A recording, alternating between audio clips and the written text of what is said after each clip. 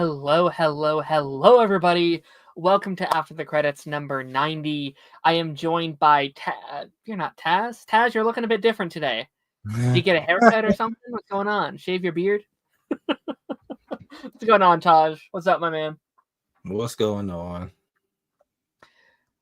Welcome back to the show. We're here for a very special episode because Gen V is back, baby. Holy shit, it's been a long time. It's been what, 2 years? It's been almost exactly 2 years because I started this specific show it was Loki and Gen V. I think the second episode of this show was Gen V season 1. So I've done 90 episodes since then, and I've taken some breaks. I've taken a couple weeks, like there's been months where I didn't do the show. So it's been a minute. Yeah. I do think it would have been here sooner. Unfortunately, we had the passing. Yes. So yes, passing and writer strikes, and I also had to get out The Boys season 4 as well. So, like, I actually think considering the 3 variables, it came out sooner than it could have. You know what I mean? Like, Peacemaker was off for 3 years, and some of these shows been off for 4 years. So it's like, considering everything, it's 2 years isn't bad. Yeah. So, but no, over these next 6 weeks, I should have a different guest over these next couple of weeks. Because Taz does not watch The Boys as of this point. I've been trying to pitch him to watch it for years now, and it'll happen eventually. It'll happen eventually. Just life gets a hold of us. It's fine. Yeah, that's true. But no, we're going to be talking about Gen V. Taz will be here later, ladies and gentlemen. He will be here to talk Peacemaker and also the Mando trailer. So that will be fun, and some other miscellaneous stuff that we have to talk about. Let's go over some of these comments here before we get into the meat and potatoes, because there's a lot to talk about this week in terms of these episodes. Jeffrey says, let's go. We have what's up, everybody? What's going on? Gen V, fire. Yes. I have missed it. I've been feeling like it coming back. I am feeling very nostalgic for like October of 2025. Yeah.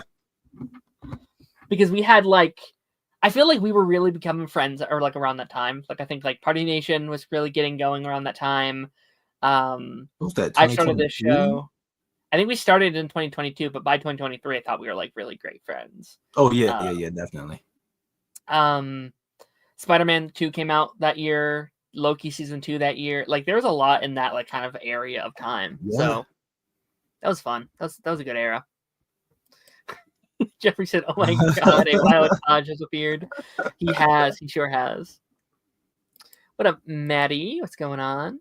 What up, Cameron? What's going on? Cameron said, "I'm eating chicken right now." The question is, what kind of chicken? Yeah, for sure. Is it fried? What's going on, buddy? Lemon pepper? Anything? Like, let me know. Oh God, Cameron, why'd you remind us? Eating dinner breakfast.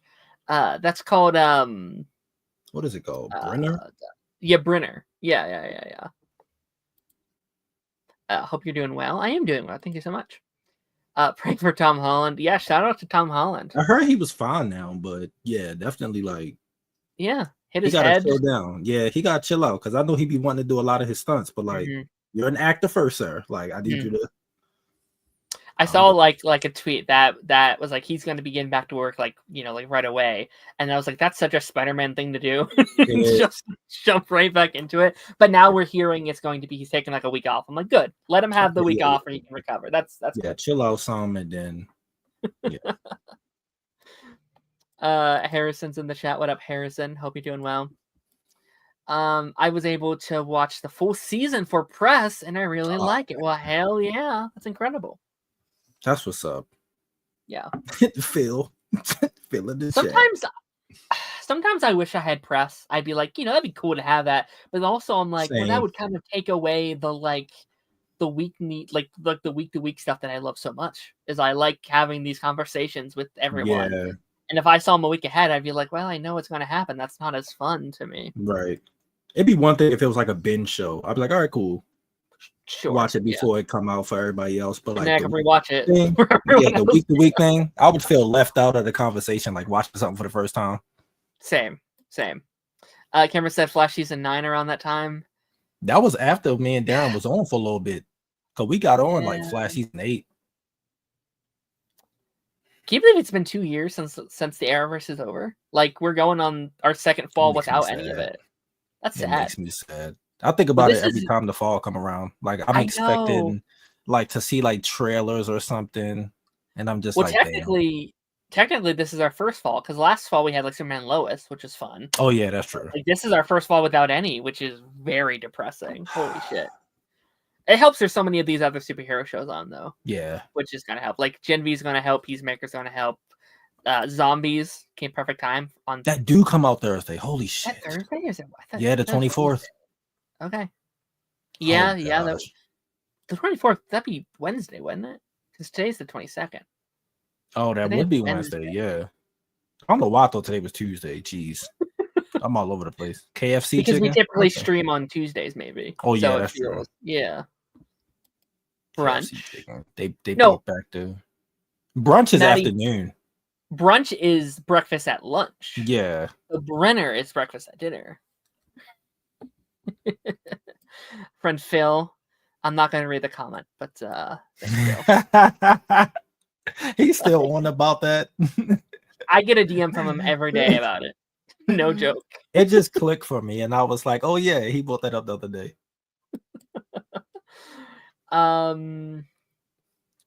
What's going on? Just kidding. I can't play sports competitively anymore because of too many. Damn, that sucks. That does suck. Darren, I know you're annoyed with these 3-episode drops. Yeah, we were just talking about that in the preload, where we're like, it should have been 2. It should always be 2. Yeah. I don't know. There's very rare times when like shows do those 3 drops where I'm like, it should be that. It should be a 3-episode drop. I'm like, it didn't need to be. Either binge drop it, which I still don't love, or just 2's fine. Especially for like an 8-week show. Like, it's fine. Well, not even 8 weeks. What is it? 6 now? Yeah, I mean like 8 episodes. That season. sucks. Like, yeah, it's like we could have had 7 weeks. Like, just do 2 episodes and then weekly. I don't know. Maybe it's good. Get it out of like Stranger Things territory. Like we got Stranger Things in the back half. We have like Did that come out in November? Fallout? No, Fallout in December as well. Yeah, the first part of Stranger Things come out what? November? November, Thanksgiving. Thanksgiving Day. Yeah. See, I'm debating on what I want to do for that because people think I'm doing reactions, and I'm like, yeah, y'all got me fucked up. That's the holidays. Yeah, do it like a couple days after or something. I might do like watch parties for it instead of. But now that we use like Discord and stuff, I might just create my own server and just like, hey, we're gonna watch it because I'm not doing reactions. Like, if you do that, let me know because I'd be like, all right. Oh yeah, I got you. Yeah. I'll definitely invite some of y'all. Like, yeah, if y'all want to, yeah. That'd be fun. All right, I gotta read this one. Taj is looking rather blank. I'm not gonna read the second part. I can't with this. KFC watch party, Maddie. Listen, I will have food during watch parties. I will be eating. I'm sorry. I'm not watching an hour. Thanksgiving food. An hour and some change of an episode of a show. You think I'm not going to eat? No. Like. James Gunn wants people to talk about Peacemaker conversation for 8 weeks. James Gunn understands the assignment when it comes to that. Like he basically said he's never going to do the binge model or the multi-drop model, and I was like, thank the lords and gods. He did it with Creature Commandos. Well, he did the like 2 double feature, but like I think that's at least a little bit better because it's like they're 20-minute episodes. And I do bet it's a case-by-case basis, but just the thought of like when Lantern comes out next year and we get to talk about that for 8 weeks straight. Oh my gosh. Legendary. I cannot wait. I can't wait for Taj's reactions to Percy Jackson in December. I'm ready for that. Yeah, man. Also December. And that's early December too. It's like the second week of December or something like that. So oh my gosh, I'm so hyped. For sure. And that's a good example. Disney does the 2-episode premiere, then the rest they just 2's fine. Once a week. 2 is fine with that. Only Murders just did a 3-episode premiere, but they have a 10-episode season, and they're shorter Only episodes. Murders. What's that? Only Murders. That's that new, or not new anymore, but the Selena Gomez. Oh, Martin yeah, Short, yeah. like that show. Didn't they They're on get renewed for another season? They're on season 5 right now, and they'll That's probably what get I'm a saying. season 6. It's Like, doing good. They're doing numbers on that. I'm thinking about watching it, like in my spare time. Good. Like, just go watch it. That came out in 2021. They've had 5 seasons. Like, they get a new season out every single year, no matter what. See, during that's COVID, what I'm during strikes. Like, it's very few shows doing that nowadays, at least streaming wise. Like, it's like, damn, man, I need that back. Yeah. It does feel like early TV, but also it feels like a much smaller production in ways. It's not like they're not doing huge stuff. There's no big like VFX, although they get like big actors on that. Like they get these like very big. Yeah, what's his name is on it this season? What's his name? Logan Lerman, or is that who it is? I think so. Like, yeah. Oh no, it's the people that they get on that show. It's like holy shit! Yeah, how'd you get that? I might have to check it out. What hoodie am I dropping? It's a Marvel hoodie. Geez, can't wait. Let me get that. Marvel hoodie. It has Deadpool on the back, but I'm not turning right now. Alrighty. With that being said, we're gonna be jumping into why we are all here today and talk a little bit about some Gen V season dose. If you have not seen Gen V this season, they dropped 3 new episodes over on Amazon Prime. We're not sponsored, but you should. Reach out to me, Amazon. That'd be cool. No, facts. I'll order from Amazon Prime weekly. Like, come on. Oh, I'll sponsor Amazon, and we talked, Invincible and Reacher. I'll definitely sponsor them. But again, if you have not seen the episodes, go away. We'd love having you, but if you don't care, you can stick around as well. So Gen V dropped 3 episodes this week. It's been a while, so just as like a recap, like how did you feel about that first season, Taj? What was your kind of like general opinion as like the previous season? I guess just this universe as a whole up into this. Yeah, I'm about to say I freaking loved it. Like I'm not the biggest fan of the boys. Like I thought the first season was really good, but after that I was kind of like, okay, it's whatever. But Gen V was like Gen V hit that X-Men itch. Like it just felt like seeing young heroes, and I'm more of a fan of that. Like when it comes to like comics in general, I'm a fan of the younger heroes, at least most of the time. But yeah, it was so good. Like I will put Gen V over the boys easily. Like, yeah, like I love that show so much. The characters, like the story they set up, even though it's off the back of the boys, but like still, like I think these characters are more interesting. They're more fun to watch. But it's only the first season, so we just got the second season. So maybe they might ruin the characters. I don't know. Sure. I was saying this to my friend yesterday because like he disagrees with this take of mine that I also enjoy Gen V, I think, slightly more. But also maybe that's coming off of the back of me not liking season 4 that much. And me kind of feeling like season 4 was a bit of a letdown, or just not a huge fan of some of the things that they were doing there. But like I said, like, okay, I think they're probably, I like these characters more. I'm not sure if they're more interesting because I do know the boys' characters are so complex and they're so much characters. And like, you do have like Anthony Starr as Homelander. Say what you will about Homelander. We might talk about Homelander here soon, but like bad character, fascinating. Right, like he is like you watch the boys for him, and there is probably no one on there that competes with like Homelander and Butcher in terms of like I was gonna say Butcher factor. Like those two are like, aside from them, I'm like I like the Gen V characters. I think slightly more. And it's a smaller cast too with Gen V. Like the hero group is like a smaller, it's more focused. So it's like you get more time with that group. So you're like, okay.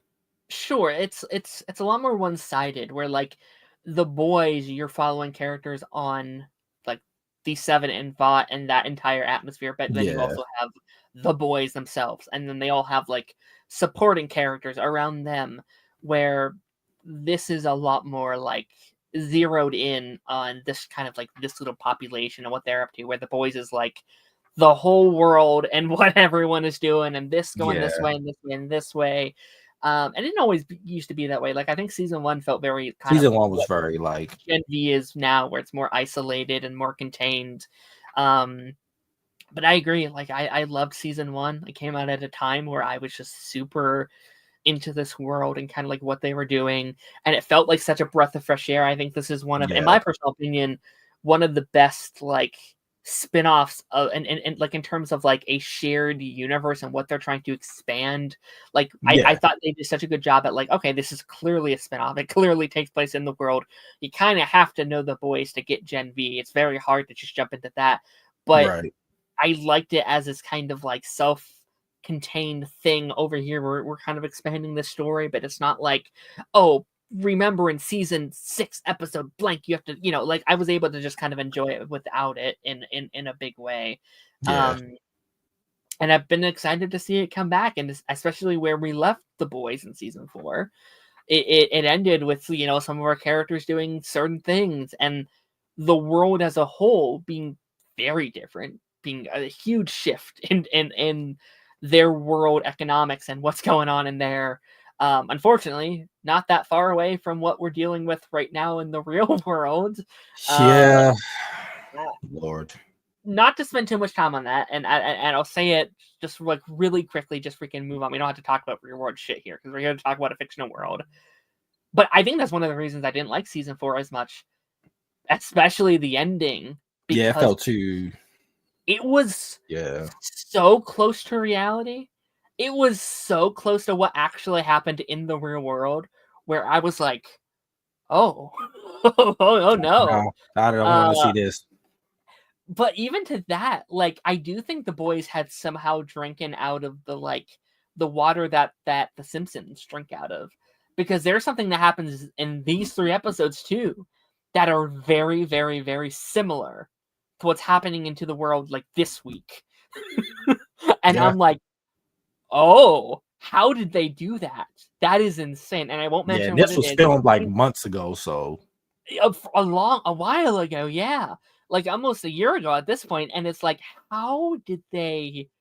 That is some scary shit. How accurate one of these stories is to what we're doing right now. It's like, oh my gosh, okay, we're doing that.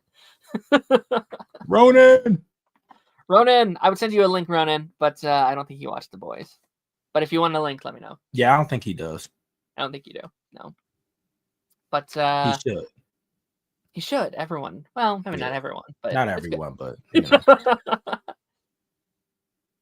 I mean, okay, so like, where do you kind of want to start with this? Like, what is kind of jumping at you that you want to tackle first? Because I have a feeling we're going to be all across the map today. There's no template or rhythm. We're just going to kind of talk and see where it takes us. What happened in the dorm room? Which one? A lot of stuff happened in a couple dorm rooms. That's why I'm confused. Like, what are you? We talking about the butt one? Bro, no. Oh my gosh, bro. When that scene happened, I was like, what is he doing? And then when it happened, I was like, dude, I can't with this, bro. Like, I can't. I guess my first thought was I thought they was gonna be in the place longer. The prison. I guess we'll get like a flashback episode because I do know there are scenes of like Marie and stuff like that in there, or maybe they get put back in. I don't, Right. Maybe it's hard to do that without. Maybe because it's Chance, right? Like he was such a big part of that, and maybe they were, and then what happened, and like, oh, we have to pivot, we have to go a different direction. And I will say, I'll just say like one critique just out of the way at the start. Like some of it does feel a little messy, some of it feels a little kind of imbalanced sometimes, but I think that is because of the actor passing. Yeah, he passed away. It's like it's really nothing they can do about it at that situation. Like it's like we kind of have to move on. Like so it did feel a little rushed, but I get why. Like I can't fault them for that because no one knew this was going to happen. So it's like, no, and then they definitely have to, like, they definitely had to pivot.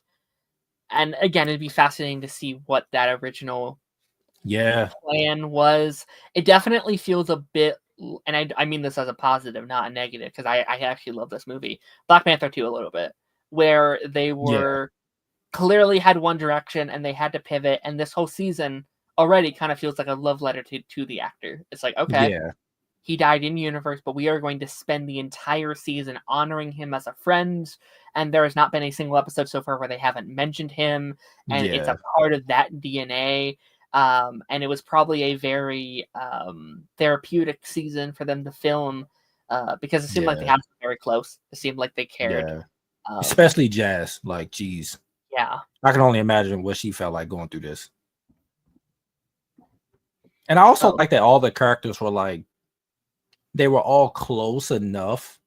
To make even prior to the show picking up, like Jordan and Andre and Kate and all of them, like they were all in the same friend group. So it's like they knew each other for years. So like them feeling it, you know. Yeah. Yeah. My wife said someone's in his butt. That was disturbing. Yeah, I don't know. I hit fast forward like 30 seconds. I was like, I can't do this. There's no way they just showed that on screen, bro.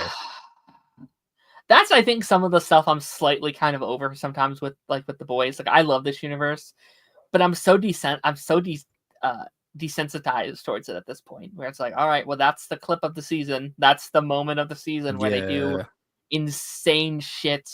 I think after Herogasm in season 3, I was like, I've seen it all. Yeah.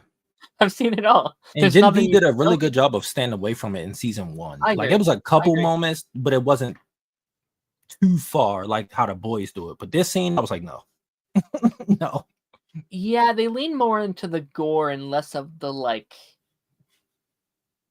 I guess the X-rated stuff. Yeah. It felt more genuine. Like, there's that scene, I think it's with Emma, like when she's in the prison with Sam breaking him out, and she has to like go into the ears and blow up in the, like, that stuff is insane. Yeah. But it didn't feel like it was like pausing to do something crazy. Like, I think sometimes the boys will be like, oh, they're gonna think this is crazy, and it's like they pause to do a crazy sequence, to do a crazy scene. And I definitely think season 2 is leaning into that a bit more than season 1 did, which isn't necessarily bad. I will actually say I think these first 3 do feel a lot more like the boys than they do the Gen V season 1. Like, it definitely, just in tone and style, how it's filmed, does feel closer to that, which again isn't necessarily a bad thing, but I don't know, it's not my favorite, I guess. But I just got to see where the rest of the season goes, I guess. Yeah. Lance, who are you talking about? Andre? They could have been, but I don't know. I mean, with the whole thing with his dad, like his powers and stuff. I think his dad would have died this season. I think his dad would have went, not him. Yeah. But I mean, I will say, like, they set it up kind of. Unfortunately, they set it up perfectly with what they established at the end of the season. Like, I've never seen a show get, unfortunately, so lucky in terms of already set up lore that is like, oh, okay, they just kind of explain it like that. And at first, I was like when they first did it, and like the first scene that they mentioned, I was a little pissed. I was like, that's how they're going to do it? They're just going to say it and then move on. But the more sprinkles we get, it's like, oh no, it's a whole thing. They're really like sowing the oats, should have used a better expression, but they're slowly like like setting those seeds down to grow throughout the season. And they've even like teased that maybe it was like an inside job or something, you know, like there's some other things going on. So it's like, okay, I gotta see where this ultimately leads. Yeah. And I love the dynamic between his dad and Emma. Like, I did not expect that, like, duo, but it's working for me. I'm like, okay. It's really fun. Yeah, I actually like him a lot this season. I think like when they were all hanging out at his house and they was like, yeah, we're gonna stay to do this, and he was like, no, go to school. He feels like house. I almost feel like he's needed. Like, I feel like almost season 1, like they kind of needed this kind of parent figure in their group to kind of like put them in the right direction, because they are kids. It's like it's easy to forget they are teenagers. They're in college. They're irresponsible. Marie is like 18. The rest of them are like 19, 20-ish, maybe, depending on what grade they're in. Not grade, but year in college. Right. Yeah. Still, it's nice to have someone in their direction being like, do this. Look, this is what you should be doing. But also, like he's in a spot where he's also not making the most like responsible decisions either, because he is in grief, he is in guilt. I love the scene with him and Emma, like his first appearance when like, you know, she's in the house being like, hey, like he would have wanted this. He's like, I lost everything. Get the fuck out. Get out of my house. Get out of that school. And that was like, I automatically was like, oh, that's better than anything he had in season 1. Like that scene alone was like, oh, he's going to be good this season. He's going to be great. Yeah, and like I like how it was just so airy. Like she walked in and it was just quiet. I thought my volume was off. I was like, what the heck? I was like, okay. And then when she just walked in on him and he was just sitting there, like, I was like, oh yeah, he going through it. Yeah. Lance, I disagree. I don't think they was going to set up Andre to die. I think his dad was going to die. And through his dad dying, I think they was going to figure out a way for them to dial back whatever was going on with him. Yeah. Like them being experimented on and stuff. I could have seen it, but I don't know. I would have had to see what they were doing with it. Yeah, I do want to know what that original script was. Like, I could have seen them killing him off, but I would have preferred them not to, I think. Yeah. But also, like, again, like, I'm curious to see where this plot goes. And it kind of I wonder how much of the storyline are they just going to give his father this season? Like, how much are they going to try and transfer over? He definitely has that role in the group in terms of, like, that missing character. Like, it's still done by him, at least, and going on missions and doing that stuff. So it's like, okay, that kind of works in that aspect of it. Lance said the Jordan and Sam fight. That was a pretty good fight. Yeah. Oh my gosh. That's a duo. Yeah. That was their scenes was really good. And that's the reason why I could sympathize more with Sam. Yeah. Like, because literally their parents just jacked them up with that stuff. And then because he got like schizophrenia or something, like it tweaked with his mental. So like he don't know what's real and what's fake sometimes. Like he just off versus Kate, who was choosing to do what the hell she wanted to do. Yeah. The puppets, dude, when he was outside, everything just turned sandwich. The sandwich and the garbage can. I love this universe has an obsession with puppets. It has an obsession with puppets, and I kind of like it. And I love the like little continuities though that it has, where it's like, okay, you had the puppets in season 1, and we're like, that's a bit weird, but okay. And in season 4, you introduced their like Sesame Street version of that world, and then this episode it shows that him and his brother watched that together. Yeah, they watched it together, which is why he sees puppets everywhere, because he associates him with a good time in his life that he spent with his brother. It all kind of connects to each other in this straight line, and it's like this universe is obsessed with puppets, but I kind of love it every time they do. I think they're doing it in a way where it's not too much and like over the top. Dude, the scene last season when he's killing all the people as the puppets is the greatest thing in the world. It was so funny. So much. It was so funny. It is crazy. Kate pissing me off this season already, and I'm just like, dog. How are you? You're mad because you tried to mess with their minds again, and Jordan threw your ass. And okay, I get you being mad because they were just gonna leave you for dead. That one, I get it. Valid, yeah. But you tried to touch them again and got tossed, or like, dude, you can't even. And why you go at Emma? Emma ain't do nothing to you. Marie didn't even do nothing to you. It was just Jordan. It's Jordan, yeah. Why you mad at everybody else? Like, calm down. Yeah, Kate's. I love hating Kate. Like, it's me being like, oh, come on, Kate. But also, like, I was pissed when I thought she was dead. I was like, what the fuck is wrong with you? Yeah, I was going to be mad. I was like, are you serious? I would have been pissed if I would have too. I like her as a character too much, and I want to see her arc. Like, I think her redemption arc is going to be incredible. I'm really excited to see. They need to write her redemption arc like freaking Zuko on Avatar: The Last Airbender. Yeah. Like, they need to spend so much time on it when they start to build on it, and don't like abandon it. Like, no, you need to lay the seeds this season. I don't know how many seasons they got planned for this show, but like, you need to lay them seeds. Like, well, I mean, I'm already kind of seeing the seeds of it a little bit. Not necessarily like a redemption, but we're seeing where the redemption will come from with like her in the woods, like with the others being like, you have to do this or they will hurt you because I've done that to people like you. Like that. She's terrified of that. Yeah, She does not like being there, but she's like, well, this is the choice. Like I chose this path. And at the time, I think she at least had some footing to stand on, right? Like yeah, she was able to be like, oh, this is what's best for the future. And now she's seen the consequences of it. She sees how they treat people. It's too late now. She's already in it. She can't really turn back now. She doesn't have any friends. All of her allies are over here. And so I think we're going to see over the course of the season her that switch change in her head of like, oh, that I need to try and get back with them. And then I assume that will go into the final season of The Boys, which I think will have everybody. I think it's going to have The Boys and Gen V together, especially what they on the revealed. yeah. Especially what they revealed when Marie these Yes. 3 episodes. Like I'm like, oh yeah, well yeah, she's important. Well, yeah, I mean, I think just having the whole like Starlight, like having her meet up with this team, and then Butcher was kind of on their trail last season as well.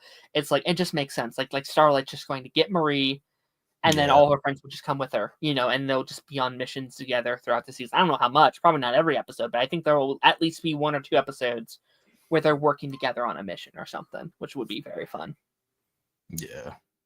Dude, that training scene was intense. Oh my lord. Oh my god. Good. It was so good. I love that, like, and we'll talk about like Marie's power here in a second, but like I love she can just give people like heart palpitations or even heart attacks via her blood power. Like that's so Yeah, that's so creative. cool. Yeah. And if it was any other person, he probably would have killed them. But I love this giant man just being like, I was like, Yeah. oh my god, okay. Like he was just smacking people with that. And shouts out to what's her name? Jenna, I think Jenna Ross. She's the blonde girl that was in the room with them. I know her from another show. And I was like, oh, she was cast in this. Cool. Because she don't really post a lot as much on like Instagram and stuff. So it was nice to see her still active. I was like, oh, okay, she's still doing stuff. That's dope. But him smashing that dude's spine, and he was like, yo, they thought this was supposed to be training. That dude's spine is broke. He's like, he'll be all right. Like, yeah. That dude ain't get up. No, I definitely like we're finally shining a light on the hand thing, which is something I was going to bring up today if they didn't. I was going to say, like, we got to find a better way to use your powers than cutting your hand. The worst place to cut yourself. That takes a long time to heal. Like, if you cut your, like, thumb or hand open, that's, like, months of healing. Yeah. And maybe it fixes it up quicker or something. But, like, maybe she heals quicker because of that. Maybe she can like heal, like she can make like the blood cells heal quicker because that makes sense. But still, I'm like, okay, we need to learn to take it out of people. Like, do it like, I mean, we've seen on Avatar what bloodbenders can do. We need to like, I think eventually we're going to get to a point where we're like puppeteering people around, similar to Kate's, which is going to be insane. Did you see the trailer for episode 4? I saw some of it. Yeah, I don't know if I saw everything, but it looks like she's using it to do stuff. That's exciting. Because I think it's like a quick thing, but like her and Jordan got to like fight each other in this like arena. Yeah. And like in the trailer, like she's like lifting Jordan, and you can see like his veins their veins. I didn't mean to mess up their gender. Their veins, and like you just see like her holding him and her being like, what the fuck am I doing? Like, dog, it looked crazy. Lance, why you hate the class? I thought it was kind of cool. I'm not gonna lie. I like it. Yeah. I mean, you know, I think you're supposed to hate it a little bit, but also in the same way you're supposed to hate like all of Vought because they are a corrupt hellscape, right? Like I don't, you know, I can say I love Vought, but it's like, well, no, I hate Vought, you know, fuck Vought. But no, that I think that's it's really, I don't know. I need Marie to either start like taking blood from people, like without even cutting them. I love the idea that she can like harness it and like take it out of them, creating like wounds on their body. Like that shit's gonna be wild. Or can we just like, I don't know, unsanitary, I don't know if this would work, but like keep a vial of blood on you at all times or something, and just like pop it out. Freaking pull a katara. Yeah, just yeah, take it out the things. Yeah, like how she would keep water. They tried to do this over on like Ben 10 a lot, where like Gwen tries to get Kevin a little thing of like all the different materials, so he could just touch it real quick. Yeah, he could just touch it at any point. It's like we need that for her. We need like a little, yeah. You know, she has like a bat belt full of different kinds of blood or something. She could just like, all right, just start. I need to rewatch it at any time. Oh, it's so much fun. I need to rewatch it. I haven't watched it in years. Fun stuff. Fun stuff. But no, like it is interesting kind of also seeing the shift from last season as well, where it definitely, there's a lot, like due to the events of the season 4, like it is now, it's just a full-on fascist regime. It's really what this is. It is just like propaganda, the school. There is no real studying, it seems. It's all about how are you good on social media? How do you use your powers? And how are you going to be used for Homelander's agenda? And that's really it, you know? And it's like, my goodness. Freaking training the kids to be Magneto's lackeys. Like, what the hell? No, like the school all gated up and barbed wired, and they like bring them in buses and stuff, like from home or whatever the case may be. I'm like, we didn't see that last season. I don't know. No, that's new. And that poor woman who's afraid of her life, and she has to go through the gate as a human, and it just like the guy that's like scans them, and like the look. He was a creep. I hope he dies. Oh my gosh. Like when he was looking down and he can, like, I guess he could see through or whatever. And he was like, he looked down there, and I was like, I hope somebody blow you up. Where's Kate when you need her? Like, get him to jump off a cliff or something. I don't know. Well, I was like, you're a creep. You deserve jail. Disgusting. And yeah, like, you know, like there's the element of like it's now a 100% human faculty, and it's like, ooh, yeah. I don't like that. I also that lady was like, she was going through it because that one person kept putting the freaking the little rebel, the fake rebel alliance things up on the thing, and she like, dude, I cannot get caught with this out here.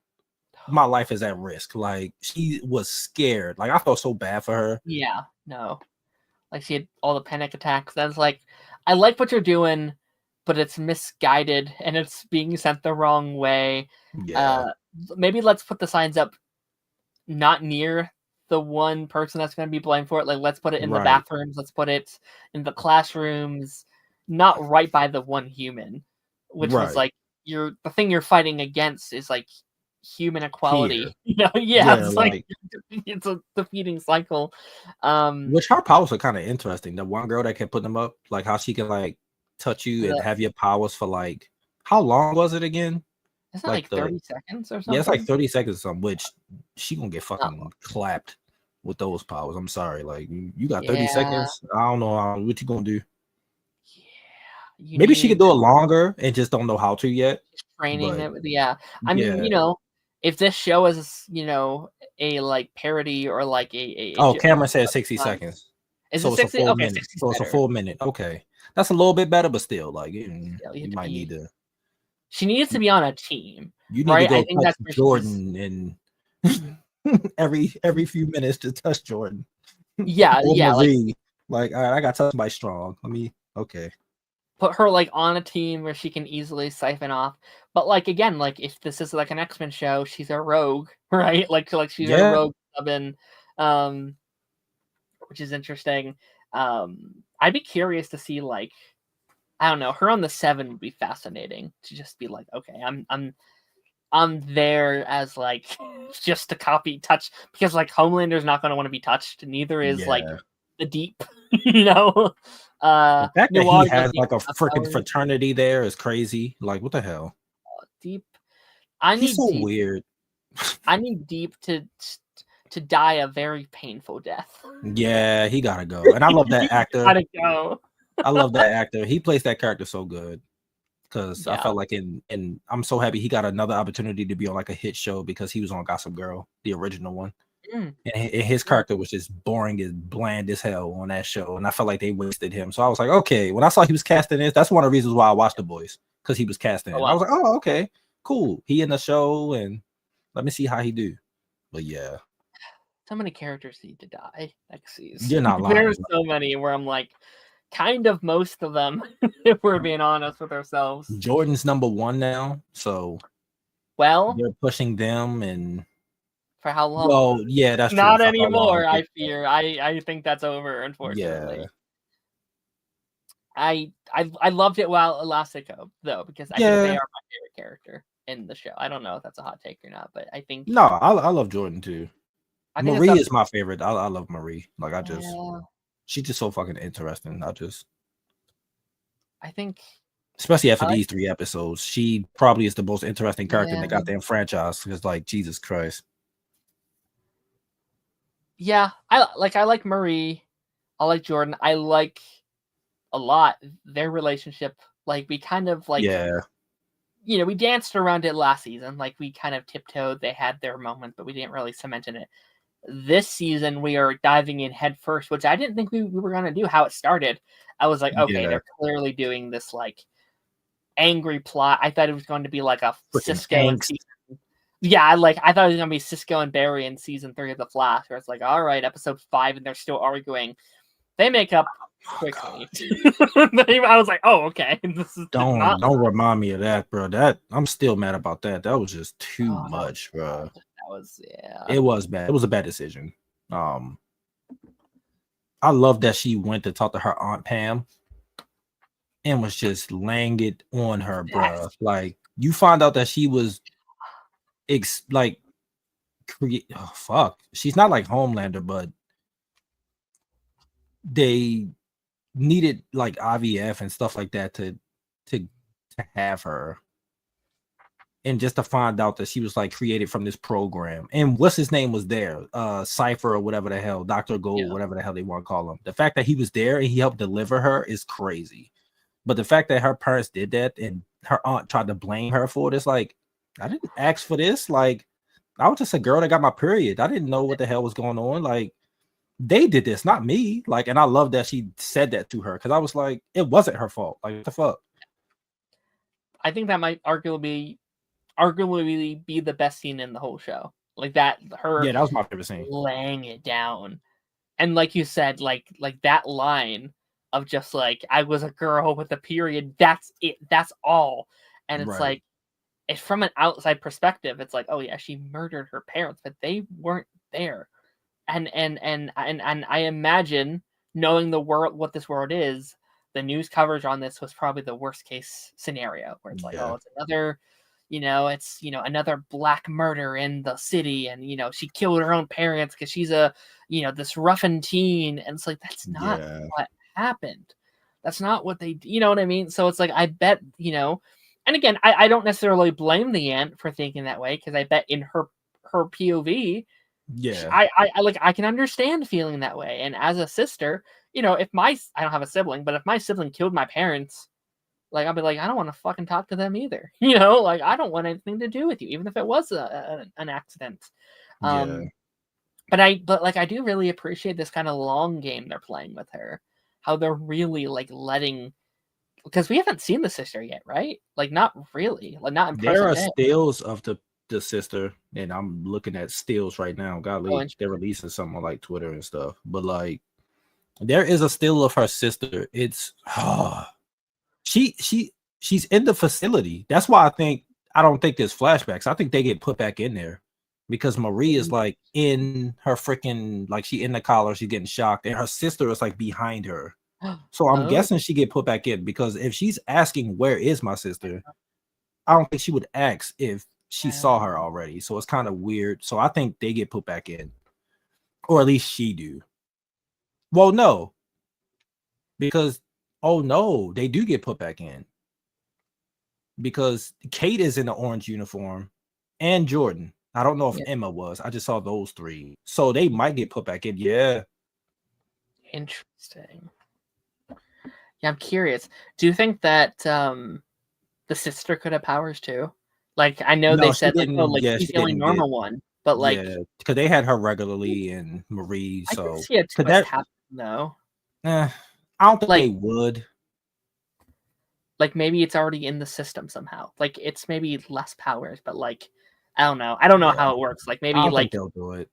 I mean, that could be interesting, but I don't think they'll do it. Who is this? what up, Hello Taz? there. Taz is here. Oh, whoa. I got removed. Let me fix the line. How's it going? What's up, man? How we feeling? No, I'm tired. I'm exhausted. Feeling better, Taz?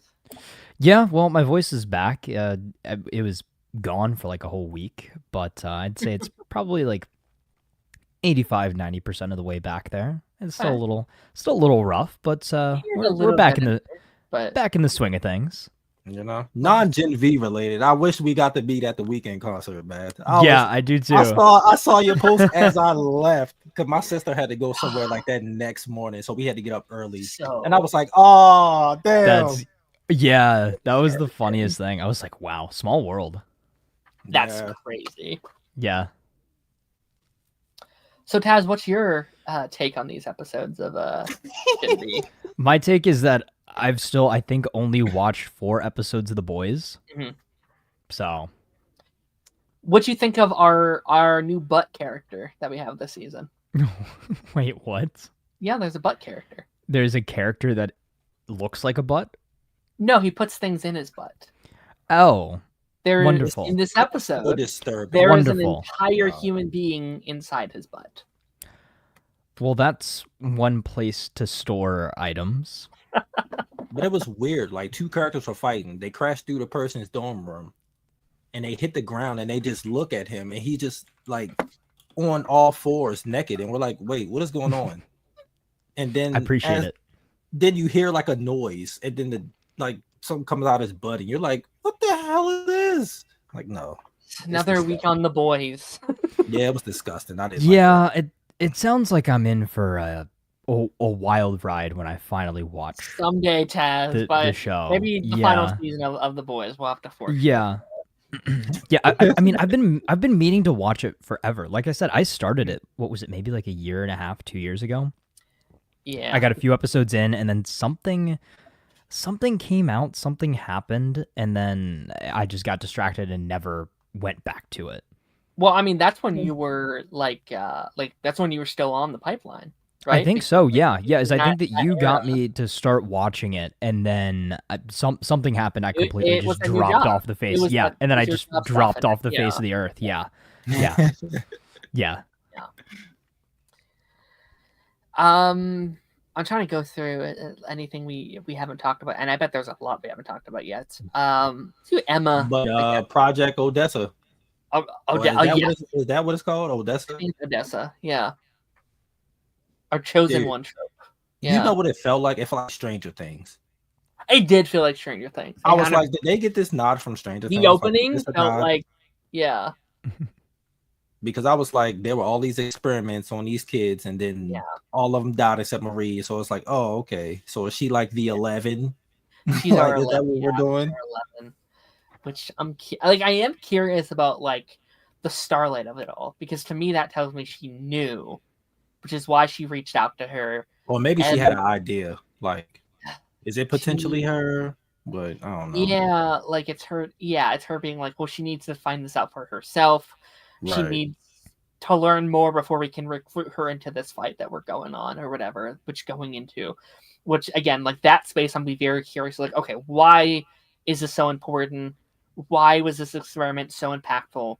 And if it is true, like they've been kind of hinting at, is she the most powerful Supes in this universe? Because I could see it. You know, I mean, I said last season that like I think most of this cast can beat Homelander. Like, like they kind of like to treat Homelander like he's a god, and I'm like, he's fine. He like Yeah, because Kate's powers, she don't have to just touch people no more. Like Oh, if she Kate- work on them, she can just like, if you're in the vicinity, she could control you. So like she can probably do it. Maybe Jordan, definitely Marie. Marie. Yeah, no, most of this cast, like even I don't think Sam could, but like I think he puts up a fight. Like It I think depends. Sam. Yeah, If he's not like off his rocker and they get him to like actually focus, I think he might. I mean even Emma. right? If we get Emma go inside like Homelander's ear, or you could do even the old like Ant-Man trope of like going up the anus, right? Like, Well, do that. He's cooked, man. Like, Yeah. Homelander is only. I've said this for years. Homelander is only powerful because there's been no one brave enough to stand up to him. The moment Butcher and I almost said Jake. Soldier Butcher Boy. and You talking about Soldier Boy or? No, I mean him too, but Yeah, also him too. Jack Quaid's character is blinking me right now. Huey. Huey. The moment that they got powers and they stood up to him, he lost pretty easily. Like, it did not. He was getting bodied. Overpower him, and just like, because no one has been willing enough to stand up to him. Yeah, and I think there's many characters that can beat him at this point. So, like, going into next season when we have like Starlight and all of our team and maybe Soldier Boy, like, it's gonna, like, he's washed. It's gonna be so easy. Yeah. I hope she's not like the sole reason, because I've already seen backlash from that. Like, oh, so she gonna be the one that kill him, and I was like, oh, here we go with the hate. Here we go. Butcher. It has so, to be Butcher. The show has to. Sorry for a potential spoiler, Taz, but no, that's fine. Show, Again, I'm not gonna remember this by the time I get to it. The show has to end with Butcher and Homelander killing each other. That is it. That is the ending. Like, well, it's not really a spoiler, Darren, because it's different from the comic. Because the comic is completely different. The show has derailed so far from the comics. It's not even funny. Like, no, they have like. So, are the boys' comics like the Invincible comics, where there's like a definitive end, or are they still going? It's a definitive end, I'm pretty sure. But they've strayed so far away from it. Yeah. It's like, like proper. It's like by name only at this point. From what I've seen, it's like they did their own thing for the best. It seems like this is one example where it's like, they did their own thing and it's actually better. Work. Yeah. A lot of people say that the show just overall is better than the comics. So, oh wow. As someone who's never seen it, I've heard it's like night and day. Where it's like, they made it better. That's crazy. Yeah, I did too. I read some of it and I was like, this kind of sucks. So it just seems like it seems very depressing from what I've heard. It seems like it's. I mean, just the like show kind of is too. I mean, at least the first few episodes that I saw, but I would assume that there's not necessarily a tonal shift, but I would assume it gets. It's more like comedy and stuff. A little different. Yeah. I mean, the comics, everybody just sucks. So. Yeah, it seems like, I don't know. It seems like it's on a different level where it's like the show can have fun and they have their light moments, and it seems like, oh no, everyone sucks and everyone needs to die immediately. Yeah. Do you want Homelander to die in a more of a embarrassing way or a cool way? A cool way. Like I mean, as the great Michael C. Hall once said, I think he should die funny. That I would laugh. Oh no, I think people would be disappointed though. Yo, like imagine he gets this again, as somebody who hasn't really seen much of the show, I think the perfect end would be if his cape gets stuck in an airplane jet and he gets sucked up into the plane, and then you've got somebody that just says no capes. You know what? That would be poetic, Darren, considering the fact that he blew up that that plane. Yeah, I did see that episode. So that might have been the last episode that I saw. That might be karma. I think he has to kind of die of his own making. Like, I think he has to have like made his bed and lay in it a little bit, where like his consequences finally catch up to him. Maybe even in like I can't believe I'm referencing this, like a Lion King Scar kind of way. Where he doesn't die from the fall, he dies from the hyenas eating him that he sent on that path because of his lies and his it's a consequences of his actions kind of way, where it's like, oh, okay, well you kind of did that to yourself. But I think it has to be built up by Butcher, and like then Butcher also has to die. Like Butcher cannot live past this next season, I don't think. Yeah, they both have to go, unfortunately. Yeah. Like, I'm down continuing this world and this universe past this. Because we have we're going to have what I assume is going to be 3 shows at this point after The Boys ends, with Gen V, the prequel, and Boys Mexico. Which, by the way, we got a reference. We got a reference to Boys Mexico this week with the the like Mexican Vought institution, I think is what they call it. Yeah, something like that. Yeah. It's we can like get reference eight boys spin-offs, but all the Dexter spin-offs get canceled. Yes. Come on, man. 100%. That's how it's working. That's on Paramount, right? Or like it's Yeah, what- yeah, it's Paramount. associated. Yeah, Yeah. Paramount don't have anything good, so it's like I don't even want to Well, get I mean, it. that's literally their best thing, their best performing thing. We Is talked about Dexter? it for weeks. Yeah, was Dexter with Resurrection specifically. Dang. And it constantly not just performed like critical ratings wise, but like viewership wise, it seemed as well. It had the highest viewed, I believe, premiere of a new series on Paramount Right. in the history of the streaming service. God And damn. every single episode got consistently, I don't think I saw anything lower than a 9.4. That's Oh weird. yeah, no, they were doing insane stuff. Then Yeah. why did they cancel?